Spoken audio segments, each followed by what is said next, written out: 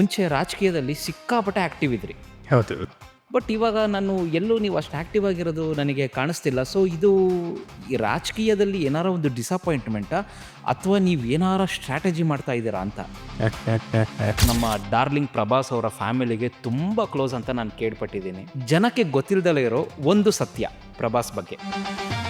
ಪ್ರಭಾಸ್ ಅವರಿಗೂ ಕನ್ನಡ ಬರುತ್ತಾ? ಅವ್ರು ಕನ್ನಡ ಮಾತಾಡ್ತಾರ? ಪ್ರಭಾಸ್ ಅವರು ನಾಳೆ ದಿವಸ ರಾಜಕೀಯಕ್ಕೆ ಬಂದರೆ ನಮ್ಮ ಕರ್ನಾಟಕದ ಪ್ರಭಾಸ್ ಅಭಿಮಾನಿಗಳು ಸಪೋರ್ಟ್ ಮಾಡ್ತಾರೆ ಅಂತ ಅನಿಸುತ್ತಾ ನಿಮಗೆ? ಸೊ ನೀವು ಇಷ್ಟು ಸಲ ಶಬರಿಮಲೆಗೆಲ್ಲ ಹೋಗಿದ್ದೀರಾ. ಸೊ ಈ ಶಬರಿಮಲೆಗೆ ಹೋದಾಗ ಏನಾರ ಒಂದು ಮರೆಮಾಚಿರುವಂಥ ಸತ್ಯ ಶಬರಿಮಲೆಯಲ್ಲಿ ಇದೆಯಾ? ತುಂಬ ಜನ ಅಯ್ಯಪ್ಪ ಮಾಲೆ ಹಾಕ್ಕೊಂಡು ಕುಡಿತಾರೆ, ಸಿಗರೇಟ್ ಸೇರ್ತಾರೆ. ಇದೆಲ್ಲ ಸರಿ ಅಲ್ಲ ಅಂತ ಅನಿಸುತ್ತೆ. ಅಲ್ಲ, ನಿಜ. ಈಗಿನ ಯೂತ್ಸು ಫಿಟ್ನೆಸ್ಸನ್ನು ಬರೀ ಸೋಷಿಯಲ್ ಮೀಡಿಯಾಗೆ ಮಾತ್ರ ಸೀಮಿತ ಮಾಡಿದ್ದಾರೆ. ಫಿಟ್ನೆಸ್ ಅಂದರೆ ಬರೀ ತೋರಿಕೆನ? ಜಿಮ್ ಅನ್ನೋದು ಒಂದು ಒಳ್ಳೆ ಗುಡ್ ಡ್ರಗ್. ಅದನ್ನ ಕರೆಕ್ಟ್ ವೇಯಲ್ಲಿ ಯೂಸ್ ಮಾಡಿದಾಗ. ಈ ಫ್ಯಾನ್ಸ್ ಅಸೋಸಿಯೇಷನ್ ಅನ್ನೋದು ಪೊಲಿಟಿಕಲಿಗೆ ತುಂಬ ಲಿಂಕ್ ಆಗ್ತಾ ಇದೆಯಾ ಅಂತ? TVK ಪಾರ್ಟಿಯಿಂದ. ಸೊ ವಿಜಯ್ ಅವರು ಮುಖ್ಯಮಂತ್ರಿ ಆದರು ಅಂತೇಳಿ ಅದನ್ನು ಬೇಸ್ ಮಾಡಿಕೊಂಡು ಫ್ಯಾನ್ಸ್ ಓಟು ಪಬ್ಲಿಕ್ಕಲ್ಲಿ ಓಟ್ಸ್ ಆಗಿ ಕನ್ವರ್ಟ್ ಆಗುತ್ತೆ ಅನ್ನೋದು ಸುಳ್ಳು. ನೀವು ಫಸ್ಟ್ ದುಡ್ಡು ದುಡಿಯೋರಾಗಿ ತಮ್ಮ ಕುಟುಂಬವನ್ನು ಸೇಫ್ ಆಗಿಡಿ, ಅದಾದಮೇಲೆ ನೀವು ಸೇಫ್ ಆಗಿರಿ, ಅದಾದಮೇಲೆ ಪೊಲಿಟಿಕ್ಸ್ ಮಾಡಿ. ಇಂಡಿಯಾದಲ್ಲಿ ನಂಬರ್ 1 ಓಪನ್ ಮಾಫಿಯಾ ನಡೀತಾ ಇರೋದೇ ಎಜುಕೇಷನ್ ಅಂತ ಹೇಳ್ಬಿಟ್ಟು. ಏನು ಕ್ವಶನ್ ಇದು?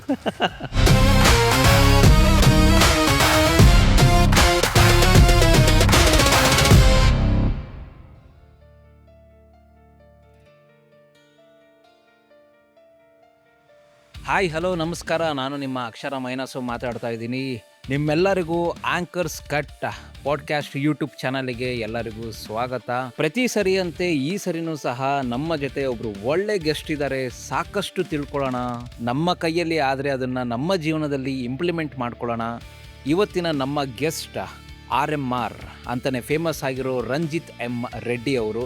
ಅವ್ರನ್ನ ಇಂಟ್ರೊಡ್ಯೂಸ್ ಮಾಡಿಸ್ತೀನಿ. ಅವ್ರನ್ನ ಇಂಟ್ರೊಡ್ಯೂಸ್ ಮಾಡಿಸೋದಕ್ಕಿಂತ ಮುಂಚೆ ನೀವೇನಾದರೂ ಮೊದಲನೇ ಬಾರಿಗೆ ನಮ್ಮ ಚಾನಲನ್ನು ವಿಸಿಟ್ ಮಾಡಿದರೆ ನಮ್ಮ ಚಾನಲನ್ನು ಸಬ್ಸ್ಕ್ರೈಬ್ ಮಾಡಿ, ಲೈಕ್ ಮಾಡಿ, ಹಾಗೆ ಪಕ್ಕದಲ್ಲಿ ಕಾಣಿಸ್ತಾ ಇರೋವಂಥ ಬೆಲ್ ಬಟನನ್ನು ಕ್ಲಿಕ್ ಮಾಡಿ. ಸೋ ದ್ಯಾಟ್ ನಮ್ಮ ಎಲ್ಲ ವೀಡಿಯೋಸ್ ಅಪ್ಡೇಟ್ ಸಹ ನಿಮ್ಮ ನೋಟಿಫಿಕೇಷನಿಗೆ ಬರುತ್ತೆ. ಸೋ ದ್ಯಾಟ್ ನೀವು ಯಾವ ವೀಡಿಯೋಸನ್ನು ಮಿಸ್ ಮಾಡ್ಕೊಳ್ಳಲ್ಲ. ನಾವು it's time to introduce our guest RMR Ranjith M Reddy ಅವರು. ಸರ್, ನಮ್ಮ ಆಂಕರ್ಸ್ ಕಟ್ ಪಾಡ್ಕಾಸ್ಟ್ ಯೂಟ್ಯೂಬ್ ಚಾನಲ್ಗೆ ನಿಮಗೆ ಸ್ವಾಗತ ಸರ್. ನಮಸ್ಕಾರ. ಹೇಗಿದ್ದೀರಾ ಸರ್? ಚೆನ್ನಾಗಿದ್ದೀನಿ. ತಾವು ಹೇಗಿದ್ದೀರಾ? ನಾನು ಸೂಪರ್ ಆಗಿದ್ದೀನಿ ಸರ್. ನಮ್ಮ ಆಂಕರ್ಸ್ ಕಟ್ ಪಾಡ್ಕಾಸ್ಟ್ ಚಾನಲ್ಗೆ ನೀವು ಬಂದಿದ್ದೀರಾ, ಹೇಗೆ ಅನ್ನಿಸ್ತಾ ಇದೆ ಸರ್? ತುಂಬ ಚೆನ್ನಾಗಿ ಅನ್ನಿಸ್ತಿದೆ. ಇವತ್ತಿನ ದಿನ ಕೆಲವ್ರ ಬಗ್ಗೆ ಕೆಲವ್ರಿಗೆ ಗೊತ್ತಿಲ್ದಿರೋಂಥ ವಿಚಾರವನ್ನ ತಮ್ಮಂಥ ಒಳ್ಳೆ ಚಾನಲ್ ಮುಖಾಂತರವಾಗಿ ತಿಳಿಸೋ ಪ್ರಯತ್ನವನ್ನು ಮಾಡ್ತಿದ್ದೀರಾ. Yes, ಅದರಲ್ಲೂ sir. ಯುವಕರು ಇಂಥ ಒಳ್ಳೆ ಕಾರ್ಯಗಳನ್ನು ಮಾಡ್ತಿರೋದು ಸಮಾಜಕ್ಕೆ ಏನೋ ಒಂದು ಕೊಡುಗೆ ನೀಡಿದಾಗೆ, 4 ಜನಕ್ಕೆ ಇನ್ಸ್ಪೈರ್ ಮಾಡಿದಾಗೆ. Thank you. ಆಂಕರ್ ಕಟ್ಸ್ಗೆ ನನ್ನ ಥ್ಯಾಂಕ್ಸ್ ಹೇಳ್ತೇನೆ. You have been a public figure, you have been a political leader, you are a lyricist, you are a movie producer, you are a fitness mentor. Ranjit M Reddy ಅಂದರೆ ಯಾರು? ಪ್ರತಿಯೊಬ್ಬರಿಗೂ ಕಲೆ ಅನ್ನೋದು ಇರ್ತದೆ. ಅದು ಯಾವ ಸಮಯದಲ್ಲಿ ಆಚೆ ಬರುತ್ತೆ ಅಂತ ಗೊತ್ತಿಲ್ಲ. ನೀವೇನು ಲಿರಿಕ್ಸಿಸ್ಟ್ ಅಂತ ಹೇಳಿದ್ರೆ ಅದಕ್ಕೆ ಹೇಳ್ತಿದ್ದೀನಿ.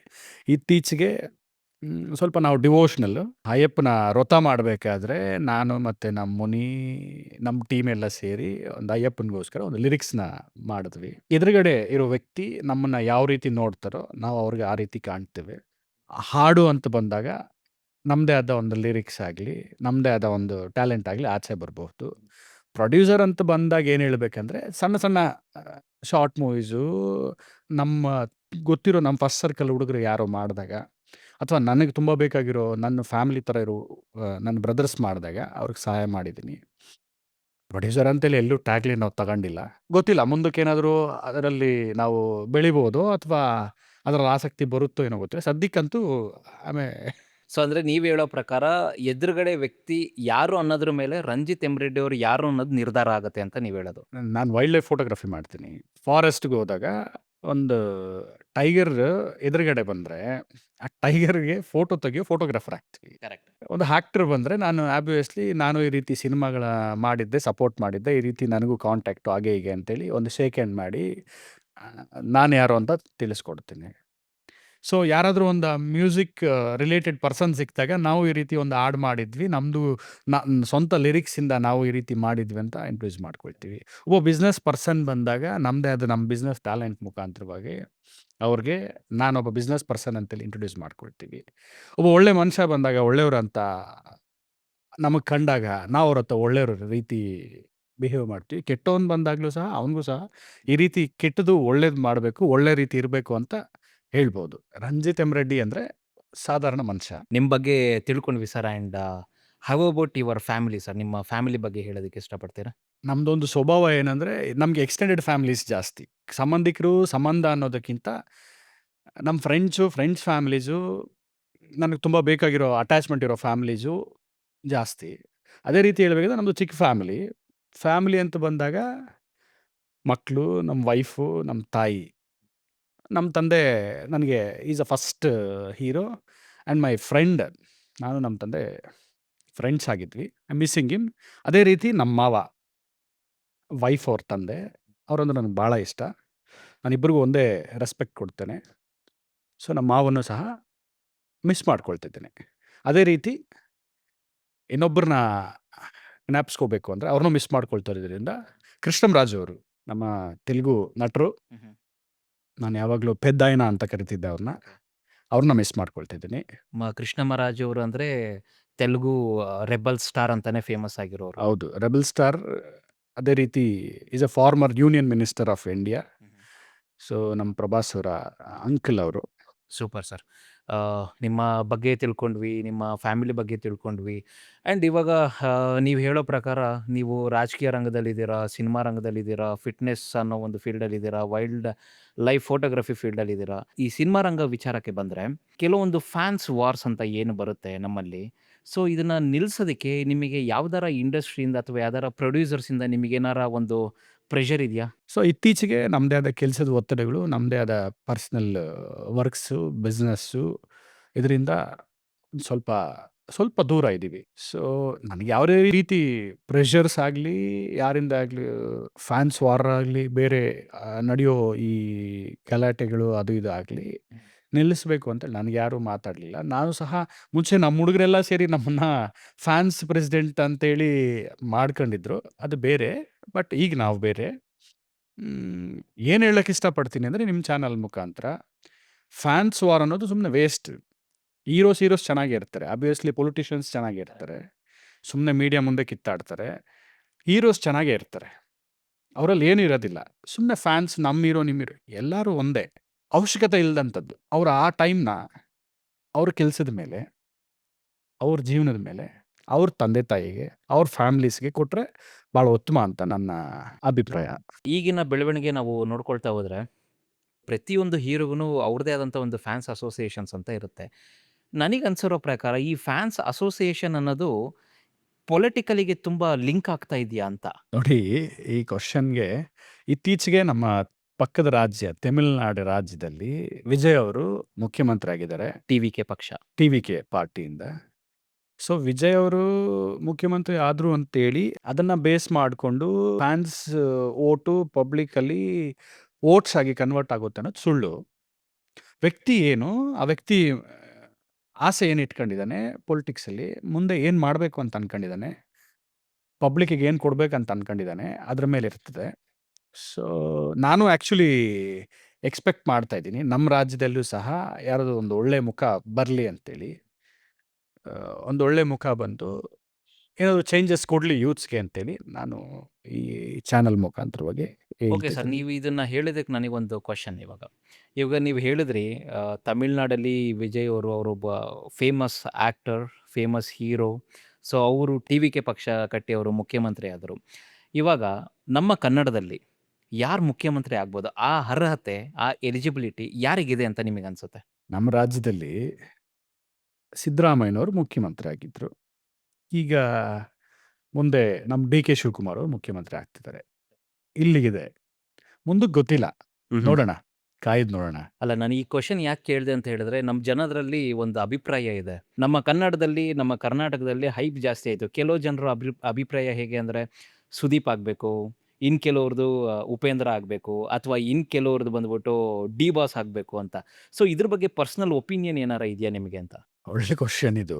ಇದ್ರ ಬಗ್ಗೆ ನಾನೇನು ಹೇಳಲಿಕ್ಕೆ ಇಷ್ಟಪಡ್ತೀನಿ ಅಂತ ಹೇಳಿದ್ರೆ, ಅವರಲ್ಲಿ ಸಮಾಜಕ್ಕೆ ಕೊಡಬೇಕು ಅನ್ನೋ ಏನು ಒಳ್ಳೇದೇನಾದ್ರು ಇದ್ದಾಗ, ಸಮಾಜಕ್ಕೆ ಅವರಿಂದ ಒಳ್ಳೇದಾಗುತ್ತೆ ಅಂತ ಗೊತ್ತಾದಾಗ, ಇವರಿಗೆ ಅವಕಾಶ ಕೊಟ್ಟರೆ ಮುಂದಿನ ದಿನದಲ್ಲಿ ಒಳ್ಳೇದಾಗುತ್ತೆ ಅಂತ ಜನರಲ್ಲಿ ಒಳ್ಳೆ ಅಭಿಪ್ರಾಯ ಬಂದಾಗ, ಅದು ಚರ್ಚೆಗೆ ಬರ್ತಿದೆ. ಇವತ್ತು ಸದ್ಯಕ್ಕೆ ಚರ್ಚೆಗೆ ಬರೋದಿಲ್ಲ ಅಂತ ನನಗೆ ಕಾಣ್ತಿದೆ. Okay, okay. ಇನ್ನೊಂದು ಕ್ವಶನ್, ನೀವು ನಮ್ಮ ಡಾರ್ಲಿಂಗ್ ಪ್ರಭಾಸ್ ಅವರ ಫ್ಯಾಮಿಲಿಗೆ ತುಂಬ ಕ್ಲೋಸ್ ಅಂತ ನಾನು ಕೇಳ್ಪಟ್ಟಿದ್ದೀನಿ. ಜನಕ್ಕೆ ಗೊತ್ತಿಲ್ದಲೇ ಇರೋ ಒಂದು ಸತ್ಯ ಪ್ರಭಾಸ್ ಬಗ್ಗೆ. ನೋಡಿ, ಇವತ್ತು ನಮ್ಮ Indian film industry, not only Telugu, Kannada, Tamil, Malayala, Hindi ಅಂತಿಲ್ಲ, ಎಲ್ಲ ಇಂಡಸ್ಟ್ರಿ, ನಮ್ಮ ಇಂಡಿಯನ್ ಫಿಲ್ಮ್ ಇಂಡಸ್ಟ್ರಿನ ನೆಕ್ಸ್ಟ್ ಲೆವೆಲ್ಗೆ ಬೆಂಚ್ ಮಾರ್ಕ್ ಮಾಡಿಕೊಟ್ಟಿರೋದು ಪ್ರಭಾಸ್ ಅವರು. ಕರೆಕ್ಟ್. ಬಾಹುಬಲಿ ಮುಖಾಂತರವಾಗಿ. I am biggest fan of him. ನಾನು ಅನಯ ಅಂತ ಕರಿತೀನಿ ಅವ್ರನ್ನ. ಅವರು ಜನರು ಅನ್ಕೊಂಡಾಗೆ ಅವ್ರಿಗೆ ಗೊತ್ತಿಲ್ದಿರೋ ಸತ್ಯ ಏನಂತಂದ್ರೆ, ಗೊತ್ತಿಲ್ದಿರೋದು ಏನೂ ಇಲ್ಲ, ಎಲ್ಲರಿಗೂ ಗೊತ್ತು. ಆಚೆ ಮೀಡಿಯಾ ಮುಂದೆ ಹೇಗಿರ್ತಾರೆ, ಸಿನಿಮಾದಲ್ಲಿ ಹೇಗೆ ಮಗು ಥರ ಕಾಣ್ತಾರೆ ಕೆಲವು ಪಾತ್ರಗಳಲ್ಲಿ, ಮನೆಯಲ್ಲೂ ಅದೇ ರೀತಿ ಇರ್ತಾರೆ. ಅವರಲ್ಲಿ ವ್ಯತ್ಯಾಸ ಏನಿಲ್ಲ. ಈಸ್ ಆಲ್ ಟೈಮ್ ಡಾರ್ಲಿಂಗ್ ಅಂತ ಹೇಳ್ತೀವಿ. ಎಸ್.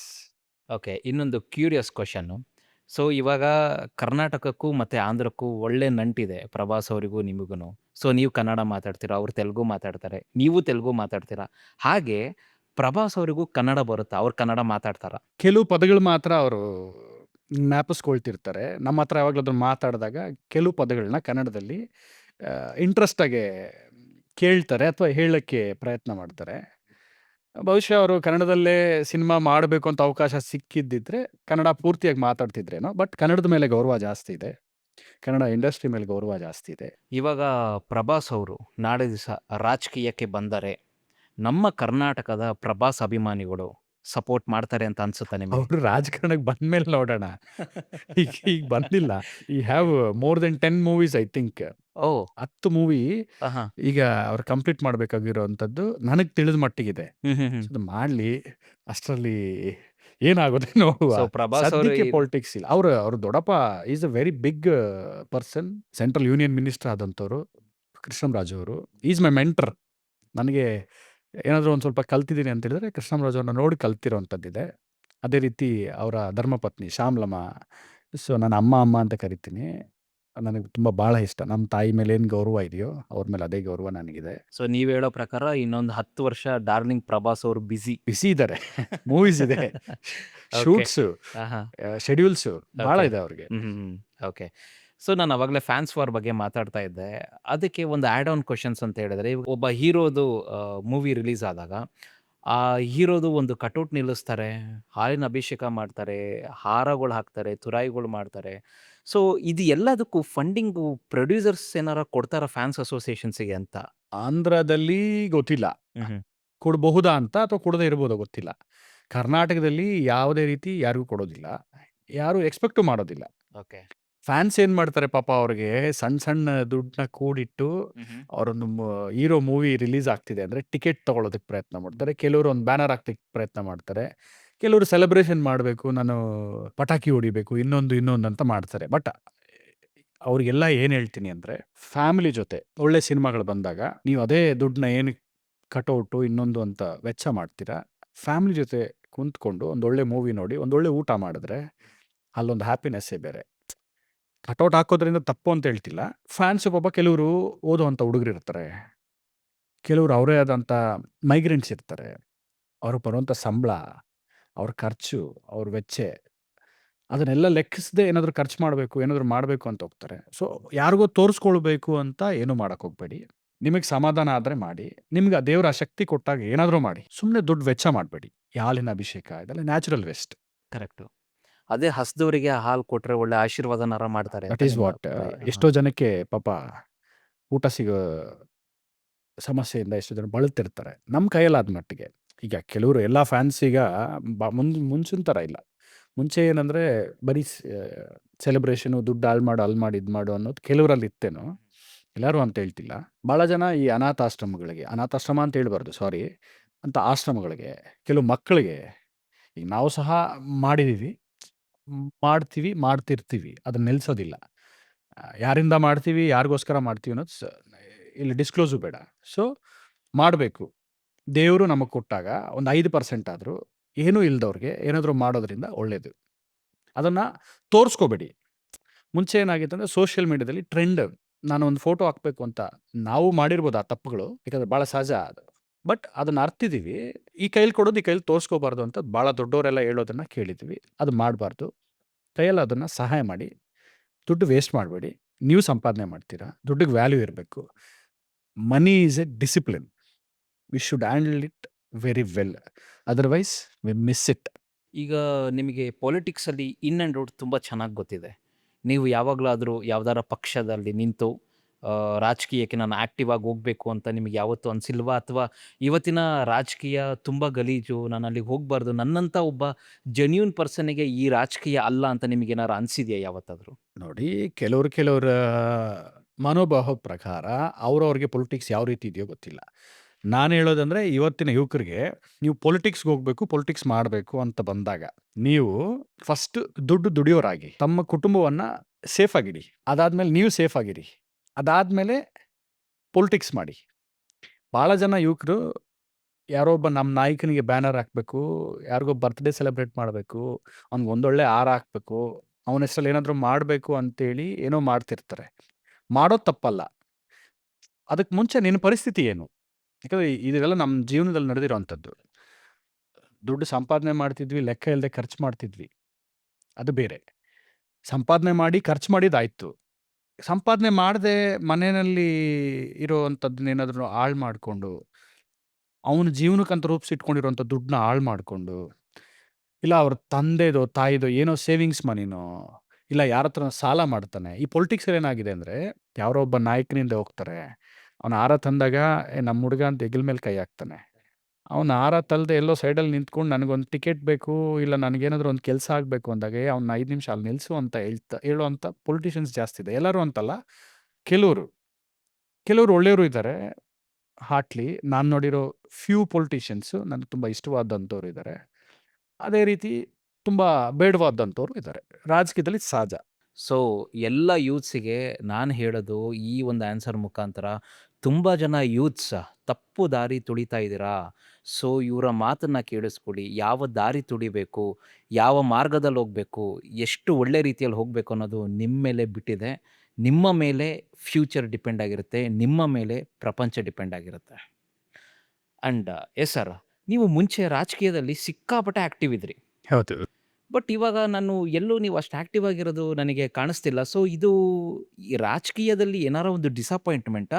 ಅಥವಾ ನೀವು ಏನಾರ ಸ್ಟ್ರಾಟಜಿ ಮಾಡ್ತಾ ಇದ್ದೀರಾ ಅಂತ? ಡಿಸಪಾಯಿಂಟ್ಮೆಂಟ್ ಅಂತೇನಿಲ್ಲ. ನಮ್ಗೆ ಯಾಕೋ ಸರಿ ಬರಲ್ಲ ನಮ್ಮಂಥ ಕ್ಯಾರೆಕ್ಟರ್ಸ್ಗೆ ಪೊಲಿಟಿಕ್ಸ್ ಅಂತ. ನಾವು ಅಲ್ಲಿಂದ ದುಡ್ಡು ಮಾಡಬೇಕು ಅನ್ನೋ ಆಸೆ ಇಲ್ಲ. ನಮ್ಮ ದುಡ್ಡನ್ನ ಖರ್ಚು ಮಾಡಿ ಮುಂದಕ್ಕೆ ಹೋಗ್ಬೇಕು ಅನ್ನೋ ಆಸೆ.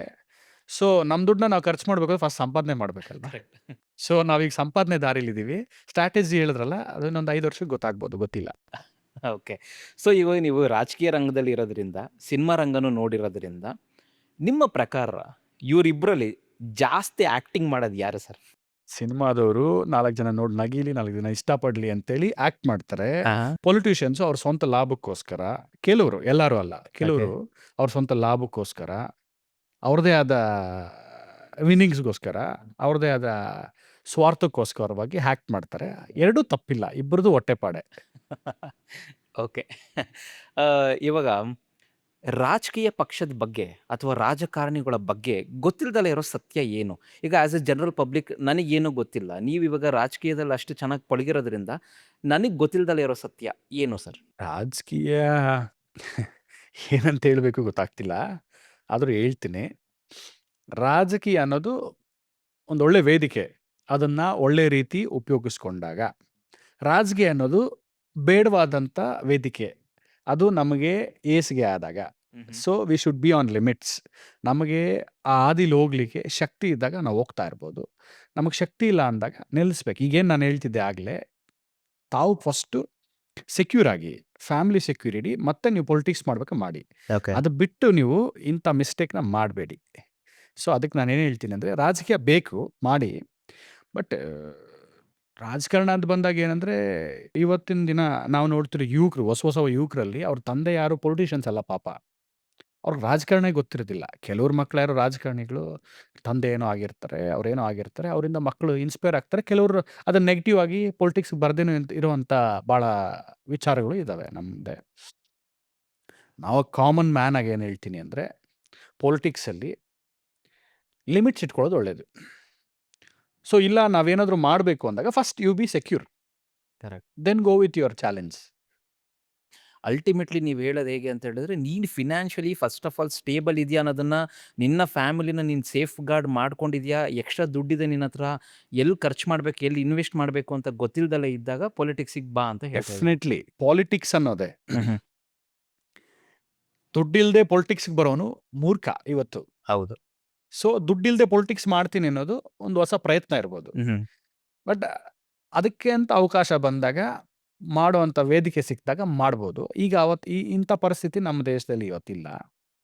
ಸೊ ರಾಜಕಾರಣಕ್ಕೆ ನಾವು ಹೋಗ್ತೀವಿ, ರಾಜಕೀಯ ಮಾಡಲೇಬೇಕು ಅಂತಿದ್ದಾಗ be secure, then go with your challenge or goal ಅಂತ ಹೇಳಲಿಕ್ಕೆ ಇಷ್ಟಪಡ್ತೀನಿ. Super sir. ಇವಾಗ ನೀವು ವೈಲ್ಡ್ ಲೈಫ್ ಫೋಟೋಗ್ರಫಿ ಏನು ಮಾಡ್ತೀರಾ? ಸೊ ಈ ವೈಲ್ಡ್ ಲೈಫ್ ಫೋಟೋಗ್ರಫಿ ಮಾಡಬೇಕಾದ್ರೆ ಈ ಪ್ರಾಣಿಗಳು ತುಂಬ ನಿಯತ್ ಅನ್ಸುತ್ತಾ? ಅಥವಾ ಈ ರಾಜಕಾರಣಿಗಳು ತುಂಬ ನಿಯತ್ ಅನ್ನಿಸ್ತಾರಾ? ಸಿನಿಮಾ ನಟರು ತುಂಬ ನಿಯತ್ ಅನ್ನಿಸ್ತಾರಾ ಸರ್? ಸಿನಿಮಾ ನಟರು ಅವ್ರ ಸ್ವಾರ್ಥಕ್ಕೋಸ್ಕರ ಮಾಡ್ತಾರೆ ಅಂತ ಆಗಲೇ ಹೇಳಿದೆ.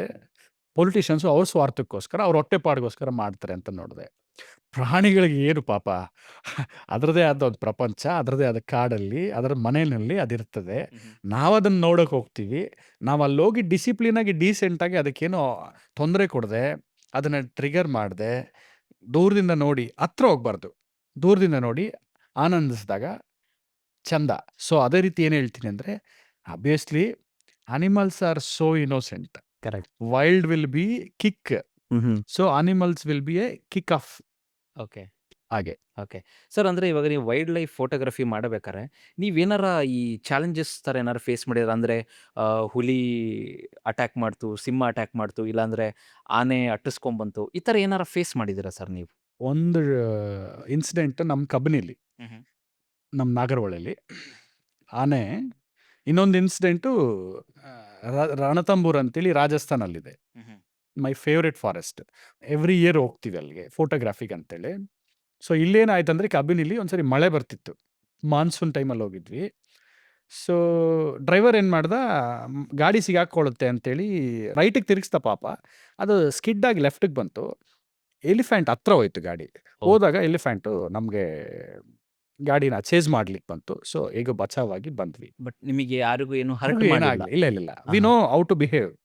ಸಿ, ಕಾಮನ್ ಪಬ್ಲಿಕ್ಗೆ ಗೊತ್ತಿಲ್ಲದೆ ಇರ್ಬೋದು, ಕೆಲವರಿಗೆ ಟೂರಿಸ್ಟಿಗೆ ಗೊತ್ತಿಲ್ಲದೆ ಇರ್ಬೋದು ಹೇಗೆ ನಡ್ಕೋಬೇಕು ಅಂತ. ಆ್ಯಸ್ ಎ ಫೋಟೋಗ್ರಾಫರ್ಸ್ ಯಾರು ಆ ತಪ್ಪನ್ನ ಮಾಡೋದಿಲ್ಲ. ಫೋಟೋಗ್ರಫಿ ಮಾಡೋದೇ ಒಂದು ಡಿಸಿಪ್ಲಿನ್, ಅವ್ರಿಗಿದ್ರೆ ಮಾತ್ರ ಮಾಡ್ತಾರೆ. So wild life photography will be amazing thing. ಎಲ್ಲರಿಗೂ ಒಂದು ಹಾಬಿ ಅನ್ನೋದು ಇರಬೇಕಂದ್ರೆ, ನಮಗೆ ಇಲ್ಲಿ ಇತ್ತೀಚೆಗೆ ಒಂದು 5-6 ವರ್ಷದ ಹಿಂದೆ ಬಂದಂಥ ಒಂದು ಹುಚ್ಚಿದು. Okay. Will be very good attachment. ಚಿಕ್ಕ ವಯಸ್ಸಿಂದಾನು ನಮಗೆ ಈ ನೇಚರು, ಪ್ರಾಣಿ, ನಮ್ಮನೇಲಿ ಈಗಲೂ ಹಸು ಇದೆ. ಚಿಕ್ಕ ವಯಸ್ಸಿಂದ ಹಸುನ ನೋಡಿದ್ವಿ, ಅದ್ರ ಜೊತೆ ಆಡ್ಕೊಂಡು ಬೆಳೆದಂಥದ್ದು. ನಮ್ಮನೇಲಿ ಈಗಲೂ ಹಸು ಇದೆ. ಸೊ ನಮ್ಗೆ ಅಟ್ಯಾಚ್ಮೆಂಟ್ ಇರೋದ್ರಿಂದ ಪ್ರಾಣಿ ಜೊತೆ ಅಟ್ಯಾಚ್ಮೆಂಟ್ ಸ್ವಲ್ಪ ಜಾಸ್ತಿ. ಅದೇನಾಯ್ತು ಅಂದರೆ ವೈಲ್ಡ್ ಲೈಫ್ ಫೋಟೋಗ್ರಫಿಗೆ ಟರ್ನ್ ಆಯಿತು. ಓಕೆ, ಫೈನ್ ಸರ್, ನನಗೆ ಅದು ಅರ್ಥ ಆಯಿತು. ಇದು ಬಿಟ್ಟರೆ ಬೇರೆ ಏನಾರ ಇನ್ಸಿಡೆಂಟ್ಸ್ ಏನಾರ ಫೇಸ್ ಮಾಡಿದ್ದೀರಾ ನೀವು ಬೇರೆ ಯಾವುದಾದ್ರೂ ಕಡೆ? ಅದೇ ಹೇಳಿದ್ನಲ್ಲ, ಒಂದು ನಮ್ಮ ಕಬಿನಿಲಿ ಆಯ್ತು, ಇನ್ನೊಂದು ರಣತಂಬೂರ್ ಅಂತೇಳಿ. ಸೊ ಅಲ್ಲೇನಾಯ್ತಂದರೆ, ಅಲ್ಲಿ ಮೈನ್ ರೋಡಲ್ಲಿ ಹೋಗ್ಬೇಕಾದ್ರೆ, ಆ ಮೈನ್ ರೋಡ್ನ ರೂಲ್ ಮಾಡೋ ಒಂದು ಟೈಗರ್ ಇದೆ, ಓಕೆ. ಸುಲ್ತಾನ್ ಅಂತೇಳಿ. ಆ ಸುಲ್ತಾನಾಗೆ ಒಂದು ಮಗ, ಮೇಲ್ ಟೈಗರ್ 2511 ಅಂತ. ಅಲ್ಲೆಲ್ಲ ಟೈಗರ್ಸ್ಗೆ ನಂಬರ್ ಇಡ್ತಾರೆ. ಓ, ಓಕೆ. ಅಲ್ಲಿ ಟೈಗರ್ಸ್ ಈ ವರ್ಷದಲ್ಲಿ ಎಷ್ಟು ಟೈಗರ್ ಹುಟ್ಟಿದೆ ಈ ವರ್ಷ, ಸೊ ಆ ಕೋಡ್ ಹಾಕಿ ನಂಬರ್ ಇಡ್ತಾರೆ. ಓಕೆ. 2511 ಅಂತೇಳಿ ಒಂದು ಟೈಗರ್ ಇದೆ. ಸೊ ನಿಮಗೆ ನಮ್ಮ ಮುನಿ ಗೊತ್ತಿರ್ಬೋದಲ್ಲ, ನಮ್ಮ ಜೇಮ್ಸ್ ಮುನಿ. ಜೇಮ್ಸ್ ಮನಿ, ಹೌದು ಹಾ. ಹೌದು. ಅವನು ನನ್ನ ತಮ್ಮ ಇದ್ದಾಗ, ತಮ್ಮನೇ. ಸೊ ಅವನು ನಾನು ಫೋಟೋಗ್ರಫಿಗೆ ಹೋದ ಜೊತೆಲಿ ಹೋಗೋದು. ಬೇರೆ ಯಾರು ನಾವು ಕರ್ಕೊಂಡು ಹೋಗೋದಿಲ್ಲ, ಸೆಟ್ಟು ಆಗಲ್ಲ. ಸೆಟ್ಟು ಆಗೋದಿಲ್ಲ ನಮಗೆ. Okay. ಬೇರೆ ಫ್ರೆಂಡ್ಸ್ ಇದ್ದಾರೆ, ಕೆಲವರು Okay. ಬರಬೇಕು ಅಂತ ಆಸೆ ಇದೆ. ಈಗ ನಮ್ಮ ನಿತಿನ್ ಅಂತೇಳಿ ನನ್ನ ಬಿಸ್ನೆಸ್ ಪಾರ್ಟ್ನರ್, ನನ್ನ ಬೆಸ್ಟ್ ಫ್ರೆಂಡ್, ಈ have interest to come. But sometimes work ಅಥವಾ ಟೈಮು ಸೆಟ್ ಆಗದೆ ಇರೋ ಕಾರಣಕ್ಕೆ ಬಂದಿಲ್ಲ. But future will do a good wild life with him also, with my family also. But ಮುನಿ ವಿಚಾರ ಹೇಳ್ತಿದ್ದೆ. ಸೊ ಅವನು ನಾವು ಎಲ್ಲ ಹೋಗ್ತಿರ್ಬೇಕಾದ್ರೆ ನಮಗೆ ಒಬ್ಬ ಮೆಂಟರ್ ಇದ್ದಾನೆ ಅಮಲ್ ಅಂತೇಳಿ. Is very good friend of main. ಈ ಫೋಟೋಗ್ರಫಿ ನಾನು ಎಲ್ಲೋದ್ರೂ ಭಾಳ ಚೆನ್ನಾಗಿ ಕರಿಬೋದು ನಮ್ಮನ್ನು, ನಾವೆಲ್ಲೂ ಹೋಗೋದಿಲ್ಲ. Only we will go with wild life expedition ಅಂತೇಳಿ ಅವ್ರದ್ದೊಂದು ಕಂಪ್ನಿ ಇದೆ. ಸೊ ಆ ಟೀಮ್ ಜೊತೆನೇ ಹೋಗ್ತೀವಿ. We have one team. So ನಾವು ಹೋಗ್ಬೇಕಾದ್ರೆ ನಮ್ಮ ಮುನಿ ಏನು ಮಾಡ್ದ, ಗಾಡಿ ಜೀಪ್ ಮೇಲೆ ಕಾಲಿಟ್ಬಿಟ್ಟು ಫೋಟೋ ತೆಗಿಯೋಣ ಅಂತೇಳಿ ಕ್ಯಾಮ್ರಾ ಇಟ್ಕೊಂಡು ತೆಗಿಲಿಕ್ಕೆ ಹೋಗ್ತಿದ್ದ. ಆ 2511 ಕೆಳಗಡೆ ಕುಂತಿತ್ತು. ಸೊ ಅದು ಅಬ್ಸರ್ವ್ ಮಾಡ್ತಾ ಇದೆ, ನಮಗೂ ಟೈಗರ್ ಕಾಣಿಸ್ತಾ ಇದೆ ಆಚೆ ಬರುತ್ತೆ ಅಂತೇಳಿ. ಐ ಕಾಂಟ್ಯಾಕ್ಟ್ ಕರೆಕ್ಟಾಗಿ ಮುನಿಗಾಯಿತು. ಸೊ ಅದೇನಂದರೆ ಟೈಗರು ಒಬ್ಬ ಮನುಷ್ಯನ ಗಾಡೀಲಿ ಎಷ್ಟು ಜನ ಮನುಷ್ಯ ಇದ್ದಾರೆ ಅಂತ ಗೊತ್ತಾಗೋದಿಲ್ಲ. ಒಂದು ಗಾಡಿನೇ ಒಂದು ಮನುಷ್ಯ ಅದಕ್ಕೆ. ಸೊ ಗಾಡಿ ಆ್ಯಕ್ಟಿವ್ ಆಯಿತು ಅದಕ್ಕೆ. ಈಗಿರೋ ಗಾಡಿ ಹೈಟ್ ಆಯ್ತಲ್ವಾ ಅನ್ನೋ ರೀತಿ. ಅಂದರೆ ಇವನ್ ಮೇಲೆ ನಿಂತ್ಕೊಂಡ್ಮೇಲೆ ಫೋಟೋ ತೆಗೆದ್ಮೇಲೆ ಅದಕ್ಕೆ ಏನೋ ಒಂಥರ ಬೇರೆ ಫೀಲ್ ಆಯಿತು. ಏನೋ ನನಗೆ ಹಾರ್ಮ್ ಮಾಡಕ್ಕೆ ಇನ್ಸೆಕ್ಯೂರ್ ಫೀಲ್ ಆಯ್ತು ಅದಕ್ಕೆ ಫೀಲ್ ಆದಾಗ ಏನಾಯಿತು, ಅದು ಚೇಸ್ ಮಾಡಕ್ಕೆ ಬಂತು. ಜಸ್ಟ್ ಸುಮ್ಮನೆ ಆಚೆ ಬಂತು. ನನ್ನ ಮುನಿ ಕಾಲು ಹಿಡ್ದು ಹೇಳಿದೆ. ಇವನು ಫೋಟೋ ತೆಗಿಯೋ ಇಂಟ್ರೆಸ್ಟಲ್ಲಿ ನನ್ನ ಅಬ್ಸರ್ವ್ ಮಾಡಲಿಲ್ಲ. ಓಕೆ. ಸೊ ಅದು ಜಸ್ಟ್ ಬಂದು ಒಂದು ಮಾಕ್ ರೋರ್ ಅಂತೀವಿ. ಮಾಕ್ ರೋರ್ ಅಂದರೆ ಜಸ್ಟ್ ಮಾಕ್ ಚಾರ್ಜ್ ಮಾಡುತ್ತೆ, ಶೋ ಕೊಟ್ಟೋಗೋದು ಭಯ ಬೀಳಿಸೋದಕ್ಕೆ. ಸೊ ಅದು ಹಾಗೆ ಮಾಡ್ತು. ಆಗ ಹಾಟು ಬಾಯಿಗೆ ಬಂದಿದ್ದು. ನಮ್ಮ ಮುನಿ ಅಂತೂ ಅಲ್ಲಾಡೋಗಿದ್ದ. ನಮ್ಮ ಮುನಿಯರು ಮಾಡೋ ಕೆಲಸ ಎಲ್ಲ ಬರೀ ಇಂಥದ್ದೇ. ಸಿನಿಮಾ ರಂಗದ ಬಗ್ಗೆ ಕೇಳಿದೆ, ರಾಜಕೀಯದ ಬಗ್ಗೆ ಕೇಳಿದೆ. ಈಗ ನೀವು ಒಬ್ಬ ಫಿಟ್ನೆಸ್ ಮೆಂಟರ್ ಆಗಿ ನನಗೆ ಯಾಕೋ ತುಂಬ ಪರ್ಸ್ನಲಿ ಅನಿಸಿದ್ದು, ಈಗಿನ ಫಿಟ್ನೆಸ್ ಏನಾಗ್ತಾ ಇದೆ ಅಂದರೆ, ಈಗಿನ ಯೂತ್ಸು ಫಿಟ್ನೆಸ್ಸನ್ನು ಬರೀ ಸೋಷಿಯಲ್ ಮೀಡಿಯಾಗೆ ಮಾತ್ರ ಸೀಮಿತ ಮಾಡಿದ್ದಾರೆ. ಬರೀ ತೋರಿಕೆನಾ? ಫಿಟ್ನೆಸ್ ಅಂದರೆ ಬರೀ ತೋರಿಕೆನಾ? ಅಲ್ಲ, ಅದು ಸುಳ್ಳು. ಬಟ್ ನೀವು ಕೇಳ್ತಿರೋ ಕ್ವಶನ್ ಒಳ್ಳೇದು. ಬಟ್ ಅದು ಸುಳ್ಳು ಅಂತ ಏನಕ್ಕೆ ಕೇಳ್ತಿದ್ದೀನಿ ಅಂದರೆ, ಭಾಳ ಜನ ಸೋಷಿಯಲ್ ಮೀಡಿಯಾದಲ್ಲಿ ಅವ್ರು ಮಾಡೋವಂಥ ವರ್ಕೌಟ್ಸ್ನ ಟಿಪ್ಸ್ನ ಪ್ರಮೋಟ್ ಮಾಡ್ತಿದ್ದಾರೆ. ಕೆಲವ್ರು ಬಿಸ್ನೆಸ್ ಆಗು ಮಾಡ್ತಿರ್ಬೋದು, ಅದು ನನಗೆ ಗೊತ್ತಿಲ್ಲ. ನಾವು ಆ ರೀತಿ ಯಾವತ್ತೂ ಇನ್ಸ್ಪೈರ್ ಆಗಲಿಲ್ಲ, ಮೋಟಿವ್ ಆಗಲಿಲ್ಲ. ಬಟ್ ಒಂದು ವಿಡಿಯೋ ಯಾರಾದರೂ ಪೋಸ್ಟ್ ಮಾಡಿದಾಗಲಿ ಫಿಟ್ನೆಸ್ ಬಗ್ಗೆ, ಅಥವಾ ಅವ್ನು ವರ್ಕೌಟ್ ಮಾಡಿರೋ ಬಾಡಿ ಶೇಪ್ನ ಫೋಟೋ ಪೋಸ್ಟ್ ಮಾಡಿದಾಗಲಿ ನೋಡಿ ಇನ್ಸ್ಪೈರ್ ಆಗೋವಂಥವ್ರು ಜಾಸ್ತಿ. ಈಗ ನಾನೇ ಸಹ I was 23. I was A gym before 2018. ಹಾಗೆಲ್ಲ ಕರೆಕ್ಟಾಗಿದ್ವಿ. 18 ಆದಮೇಲೆ ಸ್ವಲ್ಪ ಹೀಗೆ ನಮಗೆ ಆದಂಥ ಲೈಫ್ ಚಾಲೆಂಜಸ್ಸು, ನಮ್ಗೆ ಸ್ವಲ್ಪ ಡಿಪ್ರೆಸ್ಸು, ನಮಗೆ ಆದಂಥ ಒಂದು ಸ್ವಲ್ಪ ಆಗು ಹೋಗುಗಳಿಂದ ಸ್ವಲ್ಪ ನೆಗೆಟಿವಲ್ಲಿ ಬೇರೆ ಕಡೆ ಹೋಗೋ ಟೈಮ್ಗೆ ನಮ್ಮ ತಂದೆ ಏನು ಕಳ್ಕೊಳ್ತೀನಿ, ಅದೇ ರೀತಿ ನಮ್ಮ ಮಾವ ಏನು ಹೇಳಿದೆ ಅವ್ರನ್ನ ಕಳ್ಕೊಂಡಾಗ ಸ್ವಲ್ಪ ಡಿಪ್ರೆಸ್ಗೆ ಹೋಗ್ತೀವಿ. ಆ ಡಿಪ್ರೆಸ್ಗೆ ಹೋದಾಗ ಕಮ್ಬ್ಯಾಕೆ ಜಿಮ್ ಅನ್ನೋದು ಒಂದು ಒಳ್ಳೆ ಗುಡ್ ಡ್ರಗ್, ಅದನ್ನ ಕರೆಕ್ಟ್ ವೇಯಲ್ಲಿ ಯೂಸ್ ಮಾಡಿದಾಗ. ಸೊ ಈಗ ಯುವಕರು ಏನು ಮಾಡ್ತಾರೆ, ನ್ಯಾಚುರಲ್ ಆಗಿ ಬಾಡಿ ಬಿಲ್ಡ್ ಮಾಡದೆ ಈ ಪೌಡ್ರಸ್ಸು, ಈ ಡ್ರಗ್ಗು, ಇವು ತಗೊಳ್ತಾರೆ. ಅಲ್ಲ, ಕರೆಕ್ಟ್ ಅಲ್ಲ. ಇವತ್ತಿನ ದಿನಕ್ಕೆ ನಿಮ್ಗೆ ಬಾಡಿ ಶೇಪ್ ಮಾಡಲಿಕ್ಕಾಗಲಿ, ನಿಮ್ಗೆ ಅಲ್ಲಿ ವ್ಯಾಯಾಮ ಮಾಡಲಿಕ್ಕೆ ಶಕ್ತಿ ಬರಲಿಕ್ಕಾಗಲಿ ಅದನ್ನ ಇನ್ಫ್ಲೂಯೆನ್ಸ್ ಮಾಡ್ಬೋದು. But don't do it. B natural. ಯಾಕೆಂದರೆ ನಾನು ನೋಡಿರೋ ಪ್ರಕಾರ ಈಗಿನ ಯೂತ್ಸ್ ಎಲ್ಲ ಅದೇನೋ ಶೋಕಿಗೋ ಏನೋ ಗೊತ್ತಿಲ್ಲ, ಅದೇನೋ ಕೈಯಲ್ಲಿ ಒಂದು ಬಾಟಲ್ ಇಟ್ಕೊಂಡು ಸಪ್ಲಿಮೆಂಟ್ರಿ ಅಂತ ಅಂದ್ಕೊಂಡು ಸಪ್ಲಿಮೆಂಟರಿ ಬಾಟಲ್ ಯೂಸ್ ಮಾಡ್ತಾರೆ. ಓಕೆ. ಏನು ಯೂಸ್ ಮಾಡ್ತಿದ್ದೀವಿ, ಯಾವ ಪ್ರಾಡಕ್ಟ್ ಯೂಸ್ ಮಾಡ್ತಾ ಇದ್ದೀವಿ, ಏನಕ್ಕೋಸ್ಕರ ಯೂಸ್ ಮಾಡ್ತೀವಿ, ಇದರ ಪರಿಣಾಮ ಎಷ್ಟಿರಬೇಕು, ಅದೆಷ್ಟು ತಗೊಂಡ್ರೆ ನಮ್ಗೆ ಒಳ್ಳೆಯದು ಅನ್ನೋದು ತಿಳ್ಕೊಂಡಿರಬೇಕು. ಸೊ ಪ್ರೋಟೀನು ಬಾಡಿಗೆ ಬೇಕಾದಂಥದ್ದು. ಸೊ ಅದನ್ನು ತಗೊಳ್ಳೋದು ತಪ್ಪಿಲ್ಲ. ಅದನ್ನು ಯಾವ ಪರಿಣಾಮದಲ್ಲಿ ಯಾವುದನ್ನು ತಗೊಳ್ತೀವಿ, ಅದಕ್ಕೆ ಅಂತ ಒಳ್ಳೆ ಕಂಪ್ನೀಸ್ ಇದ್ದಾವೆ, ಅಲ್ಲಿ ನೋಡಿ ತಗೊಳ್ಳೋಂಥದ್ದು ಒಳ್ಳೆಯದು. ಬಟ್ ಆದರೆ ಅದು ಬಿಟ್ಟು ಈ ಡ್ರಗ್, ಈ ಇನ್ಸುಲೆನ್ಸು, ಕೆಲವರೆಲ್ಲ ಇನ್ಸುಲೆನ್ಸ್ ಹಾಕ್ಕೊಂಡು ಬಾಡಿ ಪಂಪ್ ಆಗಲಿ, ಶೋ ಚೆನ್ನಾಗಿ ತೋರಿಸ್ಬೇಕು Okay. ಅಂತ ಈ ತಪ್ಪನ್ನೆಲ್ಲ ಮಾಡಬಾರ್ದು. ಸರ್, ಅಂದರೆ ಈಗಲೂ ಅದೆಲ್ಲ ಯೂತ್ಸ್ ಮಾಡ್ತಾ ಇದ್ದಾರೆ ಅಂತ ಹೇಳ್ತೀರಾ? ಕೆಲವರು ಈಗ ಆ್ಯಕ್ಚುಲಿ ಜಿಮ್ಸ್ ಅಂದ್ರೆ ಒಂದು ಬಿಸ್ನೆಸ್ ಆಗೋಗಿದೆ. ಓಕೆ. ಕೆಲವರು ಅದನ್ನು ನೋಡಿ ಇನ್ಫ್ಲುಯೆನ್ಸ್ ಆಗ್ತಾರೆ, ಕೆಲವರು ಅದು ನೋಡಿ ಮಾಡ್ತಾರೆ. ಓಕೆ. ಎಲ್ಲ ಕರೆಕ್ಟ್ ಅಲ್ಲ ಅಂತ ನಮ್ಗೆ ಅನಿಸ್ತದೆ. ನಾವು ನ್ಯಾಚುರಲ್ ಆಗಿ ಈಗ 2023ಗೆ ಮತ್ತೆ ನಾವು ಸ್ಟಾರ್ಟ್ ಮಾಡಿದ್ದು ಸೆಪ್ಟೆಂಬರಲ್ಲಿ. Okay. This September will be 3-4 years. So naturally 111 ಇತ್ತು ನನ್ನ ಬಾಡಿ ವೆಯ್ಟ್. ಓ. ನಾವು 90+ ಇರ್ಬೋದು, ಐ ಡೋಂಟ್ ನೋ. 3 ಮಂತ್ಸಿಂದ ಐ ಆಮ್ ಇನ್ ಡಯಟ್. ನಾನು ಚೆಕ್ ಮಾಡಲಿಲ್ಲ ಎಷ್ಟು ವೆಯ್ಟ್ ಇದ್ದೀನಿ ಅಂತೇಳಿ. ನಾನು ಫಿಟ್ನೆಸ್ ಮಾಡಿರೋದ್ರಿಂದನೇ ಇವತ್ತು ಮೆಂಟ್ಲಿ ಆಗಲಿ, ಪೀಸ್ ಆಗಿರೋದು. ಬಾಡಿ ಆಗಲಿ, ನಮಗೊಂದು ಶೇಪ್ ಅಂತ ನಾವೇನು ಹಳೆ ಇದ್ವೋ ಹಳೇದು ಬರ್ತಿದೆ ನಮಗೆ. ಓಕೆ. ನಾವು ಹೇಗಿದ್ರೆ ನಮ್ಮ ಮನೇಲಿ ಫಸ್ಟ್ ನನ್ನ ವೈಫ್ ಆಗಲಿ, ನನ್ನ ಮಕ್ಕಳಾಗಲಿ ನನ್ನನ್ನು ಇನ್ಸ್ಪೈರ್ ಆಗ್ತಾರೆ. ಓಕೆ. ನನ್ನ ಕಸಿನ್ಸ್ ಆಗಲಿ, ನನ್ನ ಫ್ರೆಂಡ್ಸ್ ಆಗಲಿ, ಎಲ್ಲರೂ. ಈಗ ನೀವು ಸಹ, ನಿಮಗೂ ಹೇಳೋದು ಅದೇ ನಾನು. ಹೌದೌದು. So we should B fit. Correct. Body shape ಅನ್ನೋದು ದೇವ್ರು ಕೊಟ್ಟಿದ್ದಾನೆ. ಏನಂದ್ರೆ ಅದೆಲ್ಲ ತಿಂದು ನಾವು ಹೇಗಂದ್ರೆ ಹಾಗಾಗೋದು ಕರೆಕ್ಟ್ ಅಲ್ಲ. ಆ ಮಿಸ್ಟೇಕ್ ನಾವು ಮಾಡಿರೋಂಥವ್ರು. ಸೊ ಅದನ್ನ ತಿಳ್ಕೋಬೇಕು. ತಿಳ್ಕೊಂಡ್ಮೇಲೆ we should be shape. Body ಎಷ್ಟು ಶೇಪ್ ಆಗಿರ್ತೀವಿ, ನಾವು ಅಷ್ಟು ಚೆನ್ನಾಗಿ ಕೂತ್ಕೊಳ್ತೀವಿ, ಅಷ್ಟು ಚೆನ್ನಾಗಿ ಡ್ರೆಸ್ ಮಾಡ್ತೀವಿ. ಕೆಲಸದ ಮೇಲೆ ಅದಷ್ಟೇ ಫೋಕಸಲ್ಲಿರ್ತೀವಿ. ನಮ್ಮ ಬಾಡಿ ಸ್ವಲ್ಪ ಚೇಂಜಸ್ ಇದ್ದರು, ಇದರಲ್ಲಿ ಏನಾದರೂ ಚೇಂಜಸ್ ಇದ್ದೇ ಇರುತ್ತೆ. ಕೆಲಸದ ಮೇಲಾಗಲಿ, ಡಿಸಿಪ್ಲಿನಲ್ಲಾಗಲಿ, ಕೂತ್ಕೊಳ್ಳೋ ರೀತಿಯಾಗಲಿ ಚೇಂಜಸ್ ಇರ್ತದೆ. ಸಹಜ. ಮನುಷ್ಯನಿಗೆ ಕೆಲವು ಸಮಯದಲ್ಲಿ ಆಗುವಂಥ ಆಗುಹೋಗುಗಳು, ನೋವುಗಳಿಂದ ಡಿಪ್ರೆಸ್ಸಿಂದ ದಪ್ಪ ಆಗ್ತಾನೆ. ಕರೆಕ್ಟ್. ಕೆಲವರು ಒಬೆಸಿಟಿಯಿಂದ ದಪ್ಪ Obesity. ಆಗ್ತಾರೆ. ಕೆಲವರು ಅವ್ರಿಗೆ ಅಂತ ಏನಾದರೂ ಇಶ್ಯೂ ಇದ್ದಾಗ, ಹೆಲ್ತ್ ರಿಲೇಟೆಡ್ ಇಶ್ಯೂಸ್ ಇದ್ದಾಗ, ಓಕೆ. ಏನಾದರೂ ಇರಲಿ, make body fitness, be shape. Definitely you will be a different person in the society. Correct. Definitely outfit ನೋಡಿ ಜಡ್ಜ್ ಮಾಡ್ತಾರೆ ತುಂಬಾ ಜನ. 101%. ಕರೆಕ್ಟ್. ನಾವು ಹಾಕೋ ಬಟ್ಟೆ ಚೀಪ್ ಇದ್ರೂ ತೊಂದರೆ. ಇವತ್ತು ಫ್ಯಾಷನ್ ಅನ್ನೋದು ಒಂಥರ ಮಾಫಿಯಾ. ಸೊ ನೀನು ಯಾವ ಬ್ರ್ಯಾಂಡ್ ಹಾಕೋದನ್ನ ಯಾರೂ ನೋಡೋದಿಲ್ಲ. ಅವನು 150 kg ಇದ್ಬಿಟ್ಟು ಅವನೊಂದು ಒಳ್ಳೆ 50,000 ಶರ್ಟ್ ಹಾಕಿದ್ರೆ ಅವ್ನಿಗೆ ವ್ಯಾಲ್ಯೂ ಇರೋದಿಲ್ಲ.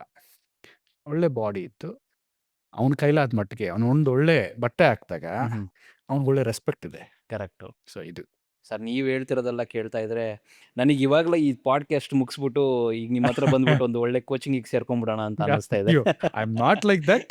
ಸೊ ನಮ್ಗೆ ಆ್ಯಕ್ಚುಲಿ ಒಬ್ರು ಮೆಂಟ್ರ್ ಇದ್ದಾರೆ ನನಗೆ. ನಮ್ಮ ರಿಲೇಟಿವೇ ವಿನಯ್ ರೆಡ್ಡಿ ಅಂತೇಳಿ. ಸೊ ನಾವು ಜೊತೆಲೇ ಆಲ್ಮೋಸ್ಟ್ 3.5 ಇಯರ್ಸಿಂದ ಜೊತೆಲಿ ವರ್ಕೌಟ್ ಮಾಡ್ತಿದ್ದೀವಿ. ಓಕೆ. ಅವ್ರು ನನಗೆ ಒಳ್ಳೆ ಇನ್ಫ್ಲೂಯೆನ್ಸರು. ಯಾವ ಪೋಸ್ಚರ್ ಹೇಗೆ, ಯಾವ ವರ್ಕೌಟ್ನ ಹೇಗೆ ಮಾಡಬೇಕು. We don't have coach. ನಮ್ಮ ಕೋಚ್ ಜಿಮ್ ಓನರ್ ಇದ್ದಾರೆ, ನಾಗರಾಜ್ ಅಂತೇಳಿ. ಸೊ ಅವ್ರಿಗೆ ನಾವು ಜಸ್ಟ್ ಬರ್ತೀವಿ, ಮಾರ್ನಿಂಗ್ ಅಂತ ಹೇಳ್ತೀವಿ. ಪಾಪ ಅವರು ನಮ್ಮನ್ನು ಮಾತಾಡಿಸ್ಬೇಕು, ನಾವು ಕರೆಕ್ಟಾಗಿ ವರ್ಕೌಟ್ ಮಾಡ್ತಿರ್ತೀವಿ ಅನ್ನೋ ಉದ್ದೇಶದಿಂದ ಅವರು ನಮ್ಮನ್ನು ವಿಚಾರಿಸ್ಕೊಳ್ಳಿಕ್ಕೆ ಬರೋದಿಲ್ಲ. ನಮ್ಮದೇ ಆದ ಒಂದು ಟೀಮ್ ಇದೆ. ಸೊ ನಮ್ಮ ಜೊತೆಲಿ ವರ್ಕೌಟ್ ಮಾಡಿದಾಗ ಖಂಡಿತವಾಗ್ಲೂ ತಾವೇನಾದರೂ ಬಂದರೆ ತಮಗೂ ಸಹ ಒಳ್ಳೆ ಟಿಪ್ಸ್ನ ಹೇಳ್ಕೊಡ್ತೀವಿ. ಸರ್, ಖಂಡಿತ ಬರ್ತೀನಿ. Thank you. ಎಸ್ ಸರ್, ನಿಮ್ಮ ಪ್ರಕಾರ ಮೆಂಟಲ್ ಹೆಲ್ತ್ ಇಂಪಾರ್ಟೆಂಟಾ ಅಥವಾ physical health important? Very good content ಇದು. ಏನಕ್ಕೆ ಹೇಳ್ತೀನಿ ಅಂದರೆ, I was under depression. Mentally ನಾವು ಫಿಟ್ ಆಗಿದ್ರೆ ಫಿಸಿಕಲಿ ಫಿಟ್ ಆಗಿರ್ತೀವಿ. ಓಕೆ. ಮೆಂಟಲಿ ನಮ್ಮ ಕೈಯಲ್ಲಿ ನಮ್ಮ ಬ್ರೈನು, ನಮ್ಮ ಮೆಂಟಲ್ಲು, ನಮ್ಮ ಸೈಕಾಲಜಿ ನಮ್ಮ ಕೈಯಲ್ಲಿಲ್ಲ ಅಂದರೆ we lose hopes on everything, on anything. So we should first focus on mental fitness, then we should focus on body fitness. ಇದು ಮೆಂಟಲ್ ಕರೆಕ್ಟಾಗಿರಬೇಕು ಅಂದರೆ you start gym, you start fitness, definitely will be a peace. Mental health discipline ಆಗಬೇಕು ಅಂದರೆ ಡೆಫಿನೆಟಾಗಿ you should start a fitness ಮುಂದೆ ನಿಜವಾಗ್ಲೂ ಏನು ಮಜಾ ಇರೋದಿಲ್ಲ. It will be like a something. Maybe ನಿಮಗಿರೋ ಆ ಒಂದು ಮೆಂಟಲ್ ಹೆಲ್ತಿಂದ ಅಥವಾ ಫಿಸಿಕಲ್ ಹೆಲ್ತಿಂದನೇ ನಾನು ಮೊನ್ನೆ ನಿಮ್ಮ ಇನ್ಸ್ಟಾಗ್ರಾಮಲ್ಲಿ ನಿಮ್ಮ ಪ್ರೊಫೈಲ್ ನೋಡಬೇಕಾದ್ರೆ ನಾನು ಒಂದು ಅಬ್ಸರ್ವ್ ಮಾಡಿದ್ದು, ನೀವು ಸುಮಾರು ಸಲ ಅಯ್ಯಪ್ಪ ಮಾಲಾಧಾರಿಯಾಗಿ ನೀವು ಮಾಲೆ ಹಾಕ್ಕೊಂಡು ಅಯ್ಯಪ್ಪ ಸ್ವಾಮಿ ಹೋಗಿ ಬಂದಿದ್ದೀರಾ ಕೇರಳ. ಸೊ ನೀವೇನಾರ ಒಂದು ಅದ್ಭುತನ ಫೇಸ್ ಮಾಡಿದ್ದೀರಾ ಅಥವಾ ಒಂದು ಎಕ್ಸ್ಪೀರಿಯನ್ಸ್ ಮಾಡಿದ್ದೀರಾ ಅಥವಾ ಒಂದು ದೇವ್ರ ಶಕ್ತಿನ ಫೇಸ್ ಮಾಡಿದ್ದೀರಾ ನಿಮ್ಮ ಅಯ್ಯಪ್ಪ ಸ್ವಾಮಿ ಜರ್ನಿಯಲ್ಲಿ? ನಾವು ಆಧ್ಯಾತ್ಮಿಕವಾಗಿ ಭಾಳ ಇರ್ತೇವೆ. ದೇವರಂದರೆ ನಂಬಿಕೆ ನಮಗೆ. ನಮ್ಮ ಮನೆಯಲ್ಲಿ ಚಿಕ್ಕ ವಯಸ್ಸಿಂದನೂ ನಮಗೆ ಹೇಳ್ಕೊಟ್ಟಂಥದ್ದು ಅದೇ ರೀತಿ ನಾವು ಬಂದಂಥದ್ದು. ಹಾಗಂತೇಳಿ 365 ದಿನ ಬರೀ ಪೂಜೆ ಪುನಸ್ಕಾರ ಅನ್ನೋದ್ರಲ್ಲಿ ಇರೋದಿಲ್ಲ. ಅದಕ್ಕೆ ಅಂತ ಒಂದು ಟೈಮ್ ಕೊಡ್ತೀವಿ. ದಿನದಲ್ಲಿ ಬೆಳಗ್ಗೆ ಎದ್ದ ತಕ್ಷಣ ಒಂದು ಮೆಡಿಟೇಷನ್ ಮಾಡಿ, ದೇವ್ರಿಗೊಂದೊಳ್ಳೆ ನಮಸ್ಕಾರ ಮಾಡಿ ಆಚೆ ಹೋದರೆ ಒಳ್ಳೇದಂತೇಳಿ ಚಿಕ್ಕ ವಯಸ್ಸಿಂದ ಕೇಳಿದಂಥದ್ದು, ನಮ್ಮ ದೊಡ್ಡವರು ಹೇಳ್ಕೊಟ್ಟಂಥದ್ದು. ಸೊ ಅದನ್ನೇ ಪಾಲನೆ ಮಾಡೋ ರೀತಿ. ಅಯ್ಯಪ್ಪ ಅನ್ನೋದೇನೆಂದರೆ, ದೇವ್ರನ್ನ ನಂಬ್ತೀವಿ, ಅಯ್ಯಪ್ಪ ಅನ್ನೋದು ಒಂದು ಸ್ಪೆಷಲ್. ಆ ಜರ್ನಿನೇ ಸ್ಪೆಷಲ್. ಆ ವ್ರತ ಇದೆಯಲ್ವಾ, ಅದನ್ನು ಮಾಡಿದಂಥವ್ರಿಗೆ, ಅನುಭವಿಸಿದಂಥವ್ರಿಗೆ ಗೊತ್ತು ಅದರಿಂದ ಪ್ರತಿಫಲ ಏನು, ಲಾಭ ಏನು, ಅದರಿಂದ ಮನುಷ್ಯ ಹೇಗೆ ಚೇಂಜ್ ಆಗ್ತಾನೆ ಅಂತ. ಸೊ ನಾನು ನಂದು ಅನ್ನೋದನ್ನು ಬಿಡುವಂಥ ಒಂದೊಳ್ಳೆ ವ್ರತ ಏನು ಅಂದರೆ ಅದು ನಮ್ಮ ಅಯ್ಯಪ್ಪನ ವ್ರತ. ಪವಾಡ ಆಗಲಿ, ಒಂದೊಳ್ಳೆ ಅದ್ಭುತ ಆಗಲಿ ಕಂಡಂಥದ್ದು ಎಲ್ಲಿ ಅಂದರೆ ನಮ್ಮ ವ್ರತದಲ್ಲೇ. ನಾವೇನು 41-48 ದಿನ ವ್ರತ ಮಾಡ್ತೀವಿ. ಸೊ ಆ ವ್ರತದಲ್ಲೇ. ವ್ರತ ಅಯ್ಯಪ್ಪ ಅನ್ನೋದು ಎಷ್ಟು ಇಂಪಾರ್ಟೆಂಟ್ ಅಂತೇನು ನಾನು ಎಲ್ಲರೂ ಮಾಡಬೇಕು ಅಂತೇನಿಲ್ಲ. ಮಾಲೆ ಹಾಕ್ದೇ ಅಯ್ಯಪ್ಪನ ಪೂಜೆ ಮಾಡ್ಬೋದು, ಎಲ್ಲ ದೇವ್ರನ್ನ ಪೂಜೆ ಮಾಡ್ಬೋದು. ಬಟ್ ಈ ವ್ರತದಲ್ಲಿ ಸ್ಪೆಷಲ್ ಇದೆ, ಭಯ ಇದೆ, ಭಕ್ತಿ ಇದೆ, ದೇವ್ರ ಮೇಲೆ ಒಂದು ನಂಬಿಕೆ ಇದೆ. ಸೊ ಅದಕ್ಕೋಸ್ಕರ ವ್ರತ ಮಾಡಿ. ಯುವಕರು ಇತ್ತೀಚೆಗೆ ಯುವಕರಲ್ಲಿ ಜಾಸ್ತಿ ನೋಡ್ತಿದ್ದೀವಿ. ಆ ನಂಬಿಕೆಯನ್ನು ಬೆಳೆಸ್ಕೊಳ್ಳಿ. 4 ಜನ ಕುಂತ್ಕೊಂಡಾಗ ಒಬ್ಬ ನೆಗೆಟಿವ್ ಪರ್ಸನ್ ಇದ್ರು, ನಾವು 4 ಜನ ನೆಗೆಟಿವ್ ಆಗಿ ಪೋಟ್ರ್ ಆಗ್ತೀವಿ ಅಥವಾ ಇನ್ಫ್ಲುಯೆನ್ಸ್ ಆಗ್ತೀವಿ. So B positive, sit with positive, do positive. ಎಷ್ಟು ನೆಗೆಟಿವ್ ಇದೆ ಅಂತ ಗೊತ್ತಾದ್ಮೇಲೆ ಆ ಟೇಬಲಿಂದ ಎದ್ದು ಆಚೆ ಹೋಗ್ಬೇಡಿ, ಯಾರನ್ನೂ ಏನು ಅನ್ನಕ್ಕೆ ಹೋಗ್ಬೇಡಿ. ಬಟ್ ತುಂಬ ಜನ ಈ ಅಯ್ಯಪ್ಪ ಮಾಲೆ ಹಾಕ್ಕೊಂಡು ನಾನೇ ಕಣ್ಣಾರೆ ನೋಡಿದ್ದೀನಿ. ತುಂಬ ಜನ ಅಯ್ಯಪ್ಪ ಮಾಲೆ ಹಾಕ್ಕೊಂಡು ಕುಡಿತಾರೆ, ಸಿಗರೇಟ್ ಸೇದ್ತಾರೆ. ಇದೆಲ್ಲ ಸರಿ ಅಲ್ಲ ಅಂತ ಅನ್ಸುತ್ತೆ. ಅಲ್ಲ, ನಿಜ. ಅಂಥದ್ದು ಕಂಡು ಬಂದಾಗ ಎಷ್ಟೋ ಜನಕ್ಕೆ ನಾವು ಬುದ್ಧಿ ಹೇಳಿದ್ದೀವಿ. ಮಾಲೆ ಹಾಕೋದೇ ಅವಶ್ಯಕತೆ ಇಲ್ಲ ಅಂಥವ್ರು. ಆ ದೇವ್ರಿಗೆ ಯಾಕೆ ಅವಮಾನ ಮಾಡಬೇಕು? ಸ್ವಾಮಿ ಅನ್ನೋ ಪದಕ್ಕೆ ಯಾಕೆ ಅವಮಾನ ಮಾಡಬೇಕು? ಮಾಲೆ ಹಾಕಿದಾಗ ನಿಮಗೆ ಸ್ವಾಮಿ ಅಂತ ರೆಸ್ಪೆಕ್ಟ್ ಏನಕ್ಕೆ ಮಾಡ್ತಾರೆ ಅಂದರೆ, ಅದು ದೇವ್ರ ಮೇಲಿರೋ ಒಂದು ರೆಸ್ಪೆಕ್ಟ್, ದೇವ್ರ ಮೇಲಿರೋ ಒಂದು ನಂಬಿಕೆ. ಅದನ್ನ ಯಾಕೆ ಹಾಳು ಮಾಡ್ತೀರಾ? ನಿಮ್ಮ ಕೈಯಲ್ಲಿ ಮಾಡ್ಲಿಕ್ಕೆ ಆಗಲ್ಲ ಸಂಪೂರ್ಣವಾಗಿ, ಮಾಡಬೇಡಿ. ನೀವು ಅನ್ಫಿಟ್ ಅಷ್ಟೇ. ಪ್ರತಿಯೊಬ್ಬ ಮನುಷ್ಯ ಏನಾದರೂ ಮಾಡಬೇಕು ಅಂತಿದ್ದಾಗ ಅದಕ್ಕೆ ಆದಂಥ ಒಂದು ಡಿಸಿಪ್ಲಿನರಿ ಕೋಡ್ ಇರುತ್ತೆ. ಅದನ್ನು ಫಾಲೋ ಮಾಡಿದಾಗ ಮಾತ್ರ will be A successful person. Correct. ಅವನು ಆ ರೀತಿ ಮಾಡ್ತಾನೆ ಅಂದಾಗ ಅವನ ಜೀವನ ಚರಿತ್ರೆನೂ ಹಾಗೆ ಇರುತ್ತೆ. ಓಕೆ. ಅದೆಲ್ಲ ಮಾಡಬಾರ್ದು, ಒಳ್ಳೇದಲ್ಲ. ದೇವ್ರ ಮನೇಲಿ ಇರಬೇಕು ಅನ್ನೋದೇನಿಲ್ಲ, ದೇವಸ್ಥಾನದಲ್ಲಿ ಇರಬೇಕು ಅನ್ನೋದೇನಿಲ್ಲ. ಎಷ್ಟೋ ಜನಕ್ಕೆ ಈಗ ಹೆಣ್ಮಕ್ಳಿಗೆ ಶಬರಿಮಲೆಗೆ ಹೋಗೋ ಅವಕಾಶ ಇಲ್ಲ. ನನ್ನ ವೈಫು ಸಹ, ನಾನು ಬೆಳಗ್ಗೆ 4 ಗಂಟೆಗೆ ಎದ್ದರೆ ಅವಳು ಪಾಪ 4 ಗಂಟೆಗೆ ಎದ್ದು ನನಗೆ ವ್ರತಕ್ಕೆ ಸಹಾಯ ಮಾಡ್ತಿರ್ತಿದ್ಲು.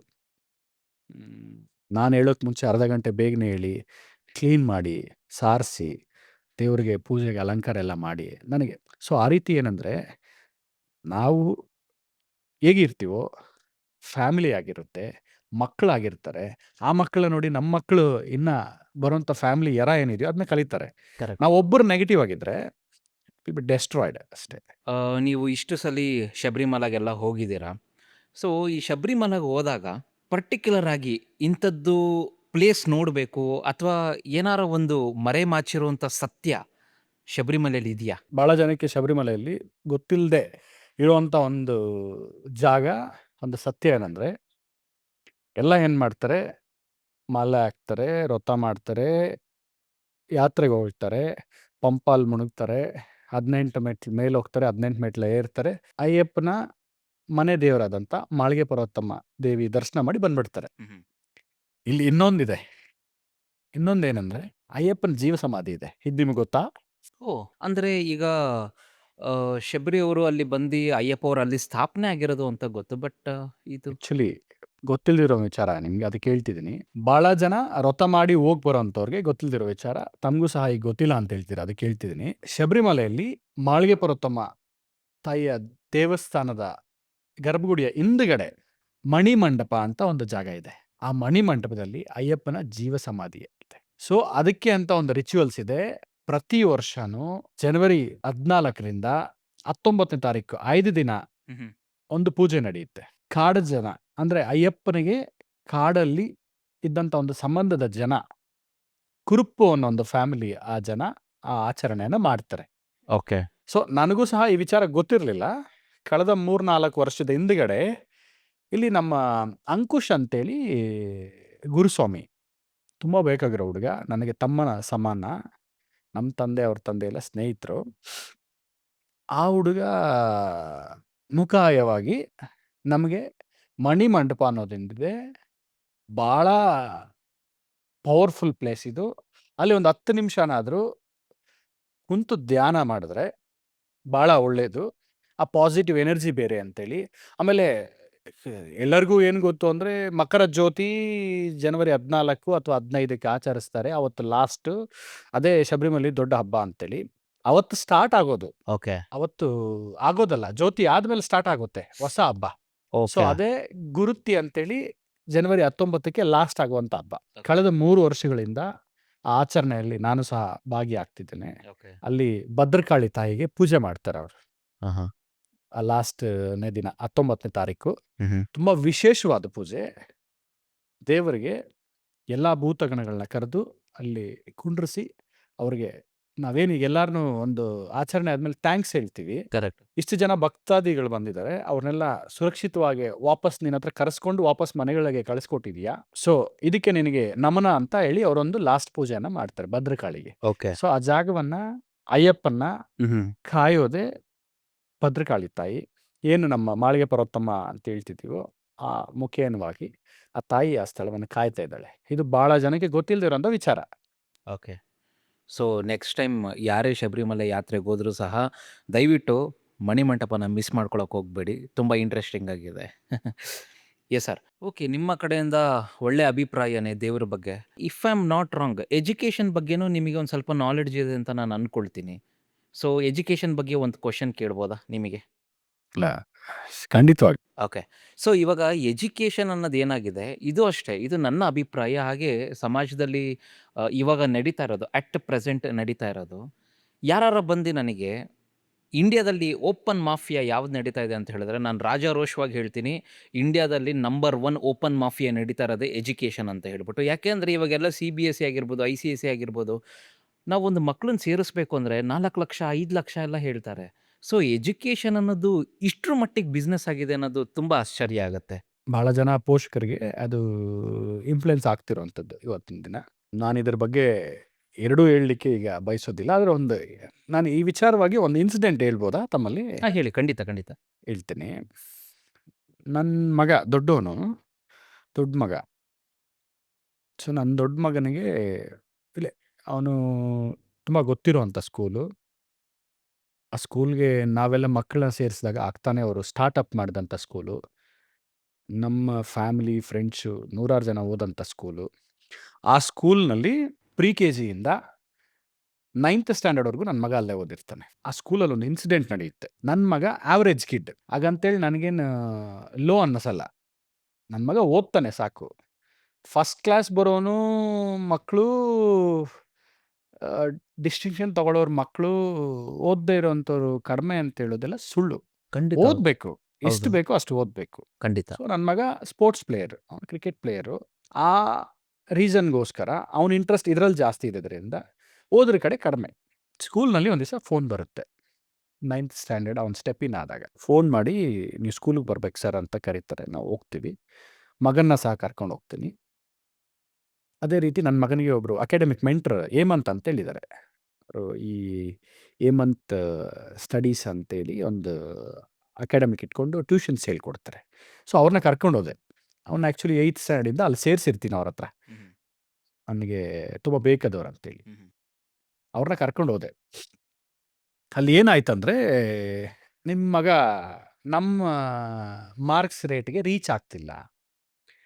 ಸೊ ನೀವು ಲೆಟರ್ ಬರ್ಕೊಡ್ಬೇಕು.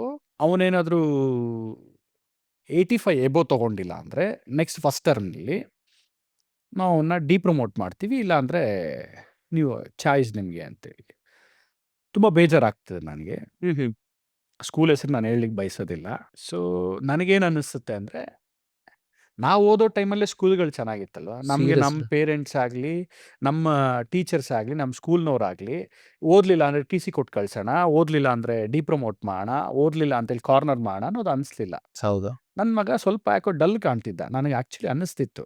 ಬಟ್ ಅವ್ನು ನಮ್ಮ ಹತ್ರ ಹೇಳ್ಕೊಳ್ಳಿಕ್ಕೆ ಭಯನೋ ಅಥವಾ ಅವನಿಗೆ ನಾವು ತೋರಿಸ್ತಿದ್ದ ಪ್ರೀತಿ ಆ ರೀತಿ ಕಾಣ್ತಿತ್ತೋ ಏನೋ ಗೊತ್ತಿಲ್ಲ. ಅವತ್ತು ಹೇಳಿದ ದಿವಸ, "ಸರಿ, ನಿಮ್ಮ ಸ್ಕೂಲಲ್ಲಿ ಓದಿಸ್ಲಿಕ್ಕೆ ನನಗಿಷ್ಟ ಇಲ್ಲ.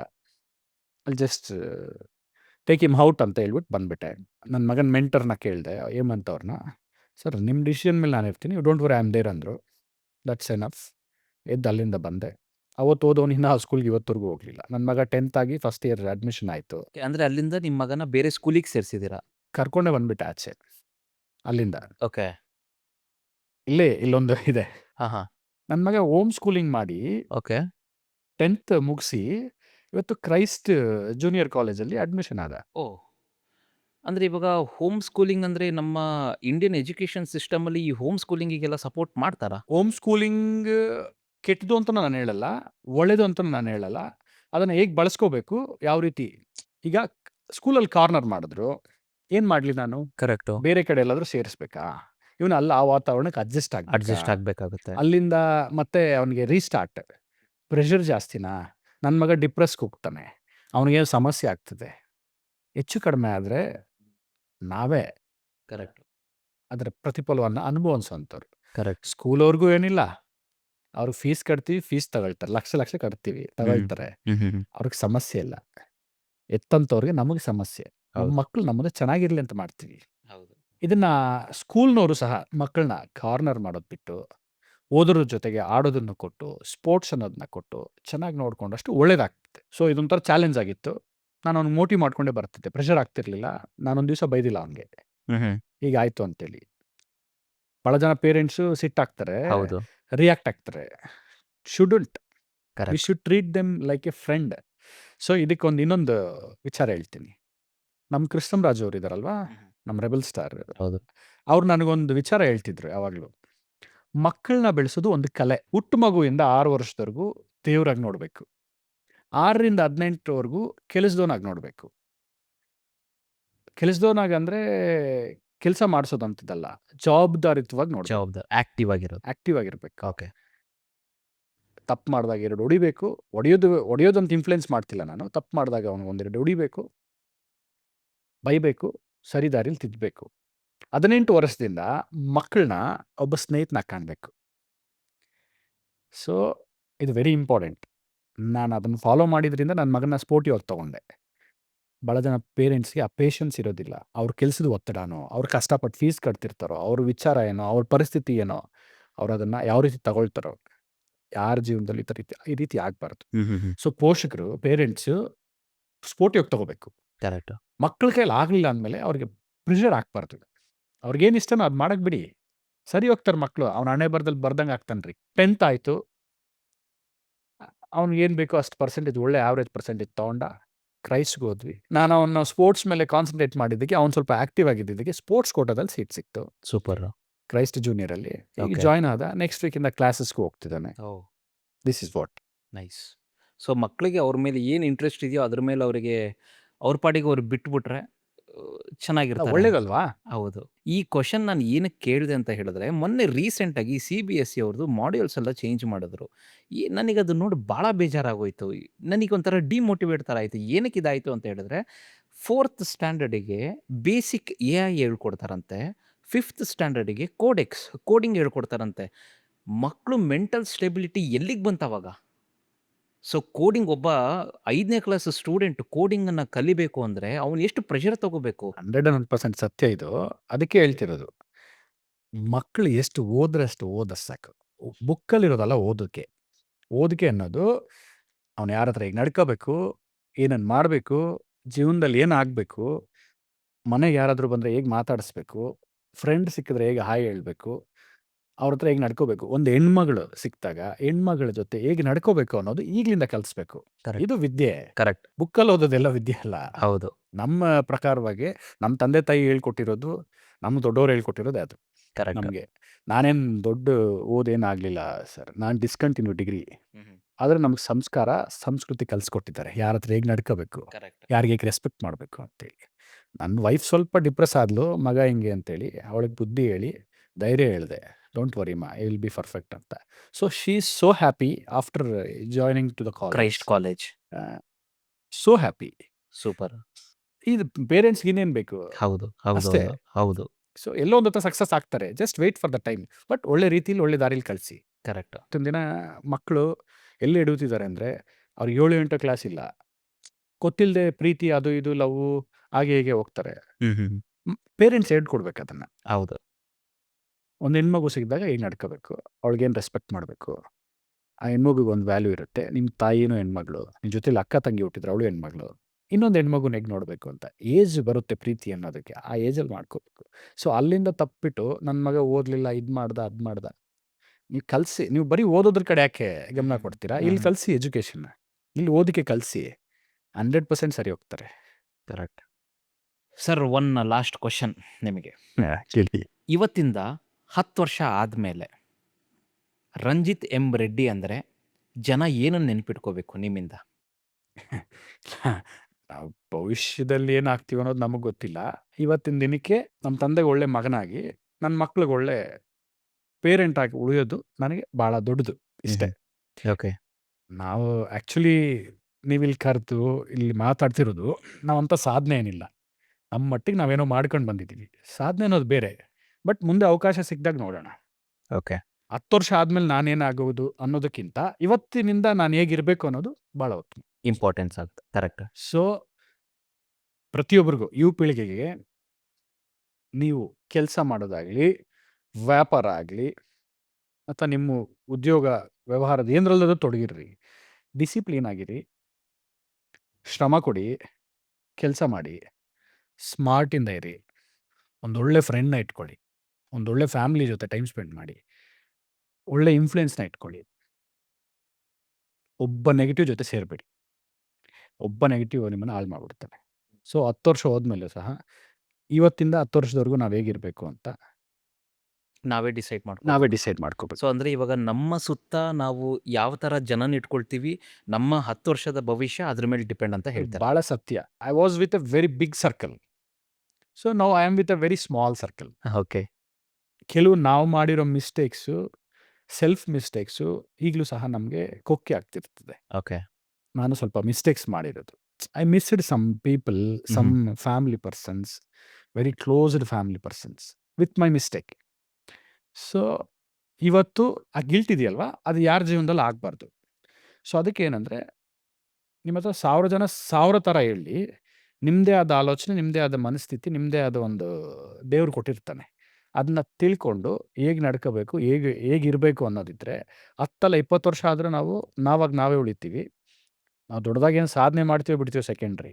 ನಮ್ಮ ಜೀವನ, ನಮ್ಮ ಮಕ್ಕಳು, ನಮ್ಮ ಫ್ಯಾಮಿಲಿ ಅನ್ನೋದ್ರ ಜೊತೆಗೆ ನಾವು ಹ್ಯಾಪಿಯಾಗಿ, ಫಿಟ್ಟಾಗೆ, ಹೆಲ್ದಿಯೆಸ್ಟಾಗೆ, ಒಳ್ಳೆ ಹೆಲ್ದಿ ಸಂಜೆ ಒಂದು 4 ಫ್ರೆಂಡ್ಸ್ ಜೊತೆ ಒಂದು ಹೆಲ್ದಿ ಸೋಷಲೈಸಿಂಗು, ಮಕ್ಕಳ ಜೊತೆ ಒಂದು ಒಳ್ಳೆ 4 ಮಾತು, ಇಷ್ಟೇ ಸಾಕು. ಇಷ್ಟೇ ಹೇಳಕ್ಕೆ ಒಂದು ಇಷ್ಟ. ಒಳ್ಳೆ ಎನ್ವೈರ್ಮೆಂಟಲ್ಲಿ ಬೆಳಿಬೇಕು That is ಅಂತ what. ಹೇಳ್ತೀರಾ. B positive. ಓಕೆ. ಪಾಸಿಟಿವ್ ಆಗಿದ್ದಷ್ಟು ನೀವು ವೆರಿ ಪಾಸಿಟಿವ್ ಆಗಿರ್ತೀರ. ಸೂಪರ್ ನಿಮ್ಮ ಸರ್. ಮಕ್ಕಳು, ನಿಮ್ಮ ವೈಫು, ನಿಮ್ಮ ಫ್ಯಾಮಿಲಿ, ಎಸ್. ನಿಮ್ಮ ಸುತ್ತ ಇರೋರು ಎಲ್ಲ ಪಾಸಿಟಿವ್ ಆಗಿರ್ತಾರೆ. ಸೂಪರ್. ನಿಮ್ಮ ಒಬ್ಬರಿಗೆ ನೆಗೆಟಿವ್ ಥಾಟ್ ಇದ್ದರೆ, ನಿಮ್ಮ ಶೋಲ್ ಬಂದು ನಿಮ್ಮ ಪಕ್ಕದಲ್ಲಿ ಕೂತ್ಕೊಂಡು ನಿಮ್ಗೊಂದು ನೆಗೆಟಿವ್ ಥಾಟ್ ಇರುತ್ತೆ, ನೀವು ನೆಗೆಟಿವ್ ಆಗಿಬಿಡ್ತೀರ. ಕರೆಕ್ಟ್. ಸೊ ಇದೆ. ನಿಮ್ಮಿಂದ ಸಿಕ್ಕಾಪಟ್ಟೆ ತಿಳ್ಕೊಂಡ್ವಿ, ಸಾಕಷ್ಟು ತಿಳ್ಕೊಂಡ್ವಿ. ಈಗ ನಮ್ಮ ಪಾಡ್‌ಕ್ಯಾಸ್ಟಿನ ಕಡೇ ಹಂತಕ್ಕೆ ಬಂದಿದ್ದೀವಿ. ಸೊ ಕಡೇ ಹಂತ ಅಂತ ಹೇಳಿದ್ರೆ ರ್ಯಾಪಿಡ್ ಫೈರ್ ರೌಂಡ್. ಇದು ನನ್ನ ಫೇವ್ರೇಟ್ ರೌಂಡ್. ಇದಕ್ಕೆ ನಾನು ಕ್ವೆಷನ್ಸ್ ಕೇಳ್ತೀನಿ, ನಿಮ್ಮ ಕಡೆಯಿಂದ ಸಿಂಗಲ್ ವರ್ಡ್ ಆನ್ಸರ್. ರೆಡಿನಾ ಸರ್? ಹೀಗೆ ಆಯಿತು. ಎಸ್. ಪ್ರಭಾಸ, ಪೊಲಿಟಿಕ್ಸಾ? ಏನು ಕ್ವಶನ್ ಇದು? ಅಬ್ವಿಯಸ್ಲಿ ಪ್ರಭಾಸ್. ಓಕೆ. ಪವರಾ, ಪೀಸಾ? ಸೊ ನೋಡಿ, ಪೀಸ್ ಆಗಿದ್ದರೆ ಪವರ್ ಬರುತ್ತೆ. ವಾವ್! ಸೂಪರ್. ಡಿವೋಷನ್ನಾ, ಫೇಮಾ? ಡಿವೋಷನಲ್ ಇದ್ದರೆ ಫೇಮ್ ಬಂದೇ ಬರ್ತದೆ. ನಾವು ಡಿವೋಷನಲ್ ತೊಳೆದಷ್ಟು ವಿಲ್ ಗೆಟ್ ಎ ಫೇಮ್. ಫಿಟ್ನೆಸ್ಸಾ, ಮನಿನಾ? ಫಿಟ್ ಆಗಿದ್ರೆ ದುಡ್ಡು ಸಂಪಾದನೆ ಮಾಡ್ಬೋದು. ದುಡ್ಡು ಇಟ್ಕೊಂಡು ದಪ್ಪಗೆ ಬೊಜ್ಜು ಬೆಳೆಸ್ಕೊಂಡ್ರೆ ಏನು ಬರುತ್ತೆ? ಒಬ್ಬ ಸೆಲೆಬ್ರಿಟಿನ ನೀವು ನಂಬಲ್ಲ ಅಂದರೆ ಯಾರು? ಆ ರೀತಿ ಭಾಳ ಕಷ್ಟವಾದ ಕ್ವಶನ್ ಇದು. ಭಾಳ ಕಷ್ಟವಾದ ಕ್ವಶನ್ ಇದು. ನಾನು ಅನ್ನೋ ಸೆಲೆಬ್ರಿಟಿ ನಾನು ನಂಬಲ್ಲ. ಅದು ನನಗಾದರೂ ಆಗಲಿ, ನನ್ನ ಎದುರುಗಡೆ ಇರೋರ್ಗಾಗಲಿ, ಇನ್ನು ನಾನು ಸೆಲೆಬ್ರಿಟಿ, ನಾನು ದೊಡ್ಡ ಮನುಷ್ಯ ಅಂತ ತೋರಿಸ್ಕೊಳ್ಳೋ ಪೊಲಿಟಿಷಿಯನ್ ಆಗಲಿ, ಸೆಲೆಬ್ರಿಟಿ ಆಗಲಿ, ಯಾರಾದರೂ ಆಗಲಿ, ಅವ್ರನ್ನ ನಾನು ನಂಬಲ್ಲ. ಓಕೆ. ನಾನೇ ನನ್ನನ್ನು ನಂಬಲ್ಲ, ನಾನು ಅಂತಿದ್ರೆ. ಸೊ ನೀವು ಹೇಳೋದು ನಾನು ನಂದೇ ಎಲ್ಲ, ನಾನೇ ಎಲ್ಲ ಅನ್ನೋ ಸೆಲೆಬ್ರಿಟಿನ ನೀವು ನಂಬಲ್ಲ. ಆ ಸೆಲೆಬ್ರಿಟಿ ನಾನು ನೀವು ನಂಬಲ್ಲ. ರಾಜಕೀಯದಲ್ಲಿ ಇಷ್ಟು ಪಳಗಿದ್ದೀರಾ, ಇಷ್ಟು ದಿವಸದಲ್ಲಿ ಯಾವ್ದಾರ ಒಬ್ಬ ರಾಜಕಾರಣಿ ನಿಮಗೇನಾರ ಸರ್ಪ್ರೈಸ್ ಕೊಟ್ಟಿದ್ದಾರಾ? ಸರ್ಪ್ರೈಸ್ ಅಂದರೆ ನಾವು ಯಾರ ಹತ್ರ ಸರ್ಪ್ರೈಸ್ ತೊಗೊಳಕ್ಕೆ ಹೋಗಲೇ ಇಲ್ಲ. ಓಕೆ. ಎಕ್ಸ್ಪೆಕ್ಟೇಷನೇ ಇಲ್ವಲ್ಲ ನಮಗೆ. Okay. ಎಕ್ಸ್ಪೆಕ್ಟೇಷನೇ ಇಲ್ಲ. ಯಾರ ಆಹಾ. ನಮ್ಮ ದುಡ್ಡು ಖರ್ಚು ಮಾಡಿದ್ವಿ ಹೊರತು ಯಾರ ಹತ್ರ ದುಡ್ಡು ಬೇಕು ಅಂತ ಹೋಗ್ಲ, ಕೆಲಸ ಬೇಕು ಅಂತ ಕೈ ಕಟ್ಟಲಿಲ್ಲ. ಓಕೆ. ಕಟ್ಟೋದು ನಮ್ಮ ಅಪ್ಪ ತಂದೆ ತಾಯಿ ಕಲಿಸ್ಕೊಡ್ಲಿಲ್ಲ. ಓಕೆ. ಒನ್ ಥಿಂಗ್ ಇಮ್ಮಿಡಿಯೇಟ್ ಆಗಿ ಫ್ಯಾನ್ಸ್ ಇದನ್ನ ಸ್ಟಾಪ್ ಮಾಡಬೇಕು, ಏನದು? ಫ್ಯಾನ್ಸ್ ಅನ್ನೆಸರಿ ದುಡ್ಡು ಖರ್ಚು ಮಾಡೋದು ನಿಲ್ಲಿಸ್ಬೇಕು. ಅನ್ನೆಸರಿ ಸುಮ್ಮನೆ ಟೈಮ್ನ ಸೋಷಿಯಲ್ ಮೀಡಿಯಾದಲ್ಲಿ ಹಾಳು ಮಾಡೋದು ನಿಲ್ಲಿಸ್ಬೇಕು. ನಿಮಗೆ ಕೆಲಸ ಇದೆ ಮಾಡ್ರಿ, ಆಮೇಲೆ ಎಂಜಾಯ್ ಮಾಡಿ, ಪರವಾಗಿಲ್ಲ. Okay. One word about social media fame or social media? ಮಿತಿಯಾಗಿ ಬಳಸಿದ್ದು ಒಳ್ಳೆಯದು, ಅತಿಯಾಗಿ ಬಳಸಿದ್ದು ಕೆಟ್ಟದ್ದು. ಸೊ ಲಿಮಿಟ್ ಆಗಿ ಇಟ್ಕೊಳ್ಳಿ. ಒಳ್ಳೇದಕ್ಕೆ ಬಳಸಿ, ಒಳ್ಳೇದನ್ನ ಉಪಯೋಗಿಸಿ. ಕೆಟ್ಟದಾಗಿ ಬಳಸಿದಷ್ಟು ನೀವು ಅದ್ರ ಮೇಲೆ ಪೋಟ್ರ ಜಾಸ್ತಿ ಆಗ್ತೀರಾ, ನೀವು ಕೆಟ್ಟದಾಗಿ ಆಲೋಚನೆ ಮಾಡ್ತೀರಾ. ನಾನು ಹೇಳ್ದಲ್ವಾ, ಪಾಸಿಟಿವ್ ಆಗಿದ್ರೆ ಒಳ್ಳೇದು. ಕರೆಕ್ಟ್. Yes sir. ತುಂಬ ಖುಷಿ ಆಯಿತು. ಸಿಕ್ಕಾಪಟ್ಟೆ ಕ್ವಶನ್ಸ್ ಕೇಳಿದೆ. ನಿಮ್ಮ ಅಮೂಲ್ಯವಾದ ಟೈಮ್ ಇವತ್ತು ನಮ್ಮ ಆ್ಯಂಕರ್ಸ್ ಕಟ್ ಪಾಡ್‌ಕ್ಯಾಸ್ಟ್‌ಗೆ ಕೊಟ್ಟಿದ್ದಕ್ಕೆ ತುಂಬ ಖುಷಿ ಆಯಿತು. ಆ್ಯಂಡ್ ಮೋರ್ ಓವರ್ ನಾನು ಸಿಕ್ಕಾಪಟ್ಟೆ ತಿಳ್ಕೊಂಡೆ. ಎಸ್ಪೆಷಲಿ ಫಿಟ್ನೆಸ್ ನನಗೆ ತುಂಬ ಖುಷಿ ಆಯಿತು ಆ ಕಾನ್ಸೆಪ್ಟ್. ಸೊ ನಾನು Thank you. ಸಹ ಮೋಟಿವ್ ಆದೆ. ಇವಾಗ ನಾನು ಏನೋ ಒಂದು ಫಿಟ್ನೆಸ್ ಮಾಡಬೇಕು ಅಂತ ಹೇಳ್ಬಿಟ್ಟು ತುಂಬ ತಿಳ್ಕೊಂಡಿದ್ದೀನಿ. ಹಾಗೆ ಇದನ್ನು ವೀಕ್ಷಿಸ್ತಾ ಇರೋ ನಮ್ಮ ಎಲ್ಲ ಆಡಿಯನ್ಸು ಸಹ ನಿಮ್ಮಿಂದ ಸಿಕ್ಕಾಪಟ್ಟೆ ತಿಳ್ಕೊಂಡಿದ್ದಾರೆ. ಏನು ನಮ್ಮ ಆ್ಯಂಕರ್ಸ್ ಕಟ್ಟಿದೆ ಈ ಚಾನಲ್ನ ಮುಖಾಂತರ. ನಿಮ್ಮ ಹೆಸರು ತುಂಬ ಚೆನ್ನಾಗಿದೆ, ನಿಮ್ಮ ಚಾನಲ್ ಹೆಸರು Anchors Cut. So interesting. So thank you. ಈ ಆ್ಯಂಕರ್ಸ್ ಕಟ್ ಮುಖಾಂತರ ನಾನು ಸ್ವಲ್ಪ ನನ್ನ ಜೀವನದಲ್ಲಿ ನಡೆದು ಬಂತದ್ದು ಮುಂದೆ ಈಗ ಬರೋ ಯೂತ್ಸ್ಗಾಗಲಿ, ಯುವಕರಿಗಾಗಲಿ, ಮಕ್ಕಳಿಗಾಗಲಿ ಒಂದಷ್ಟು ಒಳ್ಳೇದನ್ನ ಹೇಳ್ಬಹುದು ಅಂತ. ಯಾಕಂದ್ರೆ ನಾವು ಮಿಸ್ಟೇಕ್ ಮಾಡಿದ್ದೀವಿ. ಪ್ರತಿಯೊಬ್ಬರು ಮಿಸ್ಟೇಕ್ ಅನ್ನೋದು ಮಾಡ್ತಾರೆ. ಅದು ಮಾಡಬಾರ್ದು ಅನ್ನೋದು ಒಂದು ತಿಳಿಸ್ಕೊಡೋದಕ್ಕೆ ಒಂದು ಒಳ್ಳೆ ವೇದಿಕೆ ಆಯಿತು. ತುಂಬ ಥ್ಯಾಂಕ್ಸ್ ನಿಮಗೆ ಕರೆಕ್ಟ್ ಇಲ್ಲಿ ಸರ್, ಕರೆಕ್ಟ್. ಕರೆದಿದ್ದಕ್ಕೆ. ಆ್ಯಂಡ್ ಮೋರ್ ಓವರ್ ಒಂದು ಜೀವನನ ನಾವು ಯಾವ ರೀತಿ ತೊಗೊಂಡೋಗ್ಬೇಕು, ನಾವು ನಮ್ಮ ಸುತ್ತ ಎಷ್ಟು ಪಾಸಿಟಿವ್ ಆಗಿ ಇಟ್ಕೋಬೇಕು, ನಮ್ಮ ಸುತ್ತ ಜನನೂ ಸಹ ಇಂಪಾರ್ಟೆಂಟ್ ಆಗ್ತಾರೆ. ಆ್ಯಂಡ್ ನಮ್ಮ ಸುತ್ತ ಇರೋ ಜನ ಎಷ್ಟು ಪಾಸಿಟಿವ್ ಆಗಿದ್ದಾರೆ ಅನ್ನೋದು ನಮ್ಮ ಜೀವನದ ಮೇಲೂ ಇಂಪ್ಲಿಮೆಂಟ್ ಆಗುತ್ತೆ. ಇದು ನನಗೆ ತುಂಬ ಇಷ್ಟ ಆಯಿತು ಸರ್. ಆ್ಯಂಡ್ ಮೋರ್ ಓವರ್ ನಾನು ಸಹ ಇದನ್ನು ಖಂಡಿತವಾಗ್ಲೂ ಇಂಪ್ಲಿಮೆಂಟ್ ಮಾಡ್ಕೊಳ್ತೀನಿ. And thank you very much sir, ನಮ್ಮ ಆ್ಯಂಕರ್ಸ್ ಕಟ್ ಪಾಡ್ಕಾಸ್ಟ್ ಯೂಟ್ಯೂಬ್ ಚಾನಲಿಗೆ ಗೆಸ್ಟ್ ಆಗಿ ಬಂದಿದ್ದಕ್ಕೆ. Thank you very much sir. ನಿಮಗೂ ಸಹ ತುಂಬ ಥ್ಯಾಂಕ್ಸ್ ಇಲ್ಲಿ ಕರೆದಿದ್ದಕ್ಕೆ. ಅಕ್ಷರ ಮೈನಸ್ ಅವರು ಭಾಳ ಒಳ್ಳೆ ಕ್ವಶನ್ಸ್ ಕೇಳಿದ್ರು. Thank you Anchors Cut. Yes dear audience, ವೀಕ್ಷಕರೇ, ಫ್ರೆಂಡ್ಸ್, RMR ಅಂದರೆ ರಂಜಿತ್ ಎಂ ರೆಡ್ಡಿ ಅವರು ಇವತ್ತು ಬಂದಿದ್ದರು. ಸಾಕಷ್ಟು ವಿಷಯಗಳನ್ನು ತಿಳ್ಕೊಂಡ್ವಿ, ತುಂಬ ಅನಲೈಸ್ ಮಾಡಿದ್ವಿ, ತುಂಬ ಇನ್ಡೆಪ್ತಾಗಿ ನಾವು ನೋಡಿದ್ವಿ. ವೈಲ್ಡ್ ಲೈಫ್ ಆಗಿರ್ಬೋದು, ಒಂದು ದೇವರ ಬಗ್ಗೆ ಆಗಿರ್ಬೋದು, ಫಿಟ್ನೆಸ್ ಬಗ್ಗೆ ಆಗಿರ್ಬೋದು, ಅಥವಾ ರಾಜಕೀಯ ಅಥವಾ ಚಿತ್ರರಂಗ, ಪ್ರತಿಯೊಂದ್ರ ಬಗ್ಗೆನೂ ನಾವು ಸಾಕಷ್ಟು ತಿಳ್ಕೊಂಡಿದ್ದೀವಿ. ಮತ್ತು ಇದೇ ಥರ ನಮ್ಮ ನೆಕ್ಸ್ಟ್ ಎಪಿಸೋಡಲ್ಲಿ ಬೇರೆ ಗೆಸ್ಟ್ಗಳೊಂದಿಗೆ ಮತ್ತೆ ಸೇರೋಣ, ಸಾಕಷ್ಟು ತಿಳ್ಕೊಳ್ಳೋಣ, ಸಾಕಷ್ಟು ಕಲಿಯೋಣ ಅಂತ ಹೇಳ್ತಾ ನಮ್ಮ ಈ ಕಾರ್ಯಕ್ರಮನ ಮುಗಿಸ್ತಾ ಇದ್ದೀನಿ. ಮುಗಿಸೋದಕ್ಕಿಂತ ಮುಂಚೆ ನೀವೇನಾದರೂ ಈ ಚಾನಲನ್ನು ಫಸ್ಟ್ ಟೈಮ್ ವಿಸಿಟ್ ಮಾಡಿದರೆ ದಯವಿಟ್ಟು ಸಬ್ಸ್ಕ್ರೈಬ್ ಮಾಡಿ, ಲೈಕ್ ಮಾಡಿ, ಹಾಗೆ ಪಕ್ಕದಲ್ಲಿ ಕಾಣ್ತಾ ಇರೋ ಒಂದು ಬೆಲ್ ಬಟನನ್ನು ಕ್ಲಿಕ್ ಮಾಡಿ, ಸೊ ದಟ್ ನಮ್ಮ ಎಲ್ಲ ವೀಡಿಯೋ ಅಪ್ಡೇಟ್ಸ್ಗಳು ನಿಮ್ಮ ಯೂಟ್ಯೂಬಿಗೆ ನೋಟಿಫಿಕೇಷನಿಗೆ ಬರುತ್ತೆ ಅಂತ ಹೇಳ್ತಾ signing off. Thank you very much. Anchors cut podcast YouTube channel ಅಕ್ಷರ ಮೈನಸು. Thank you.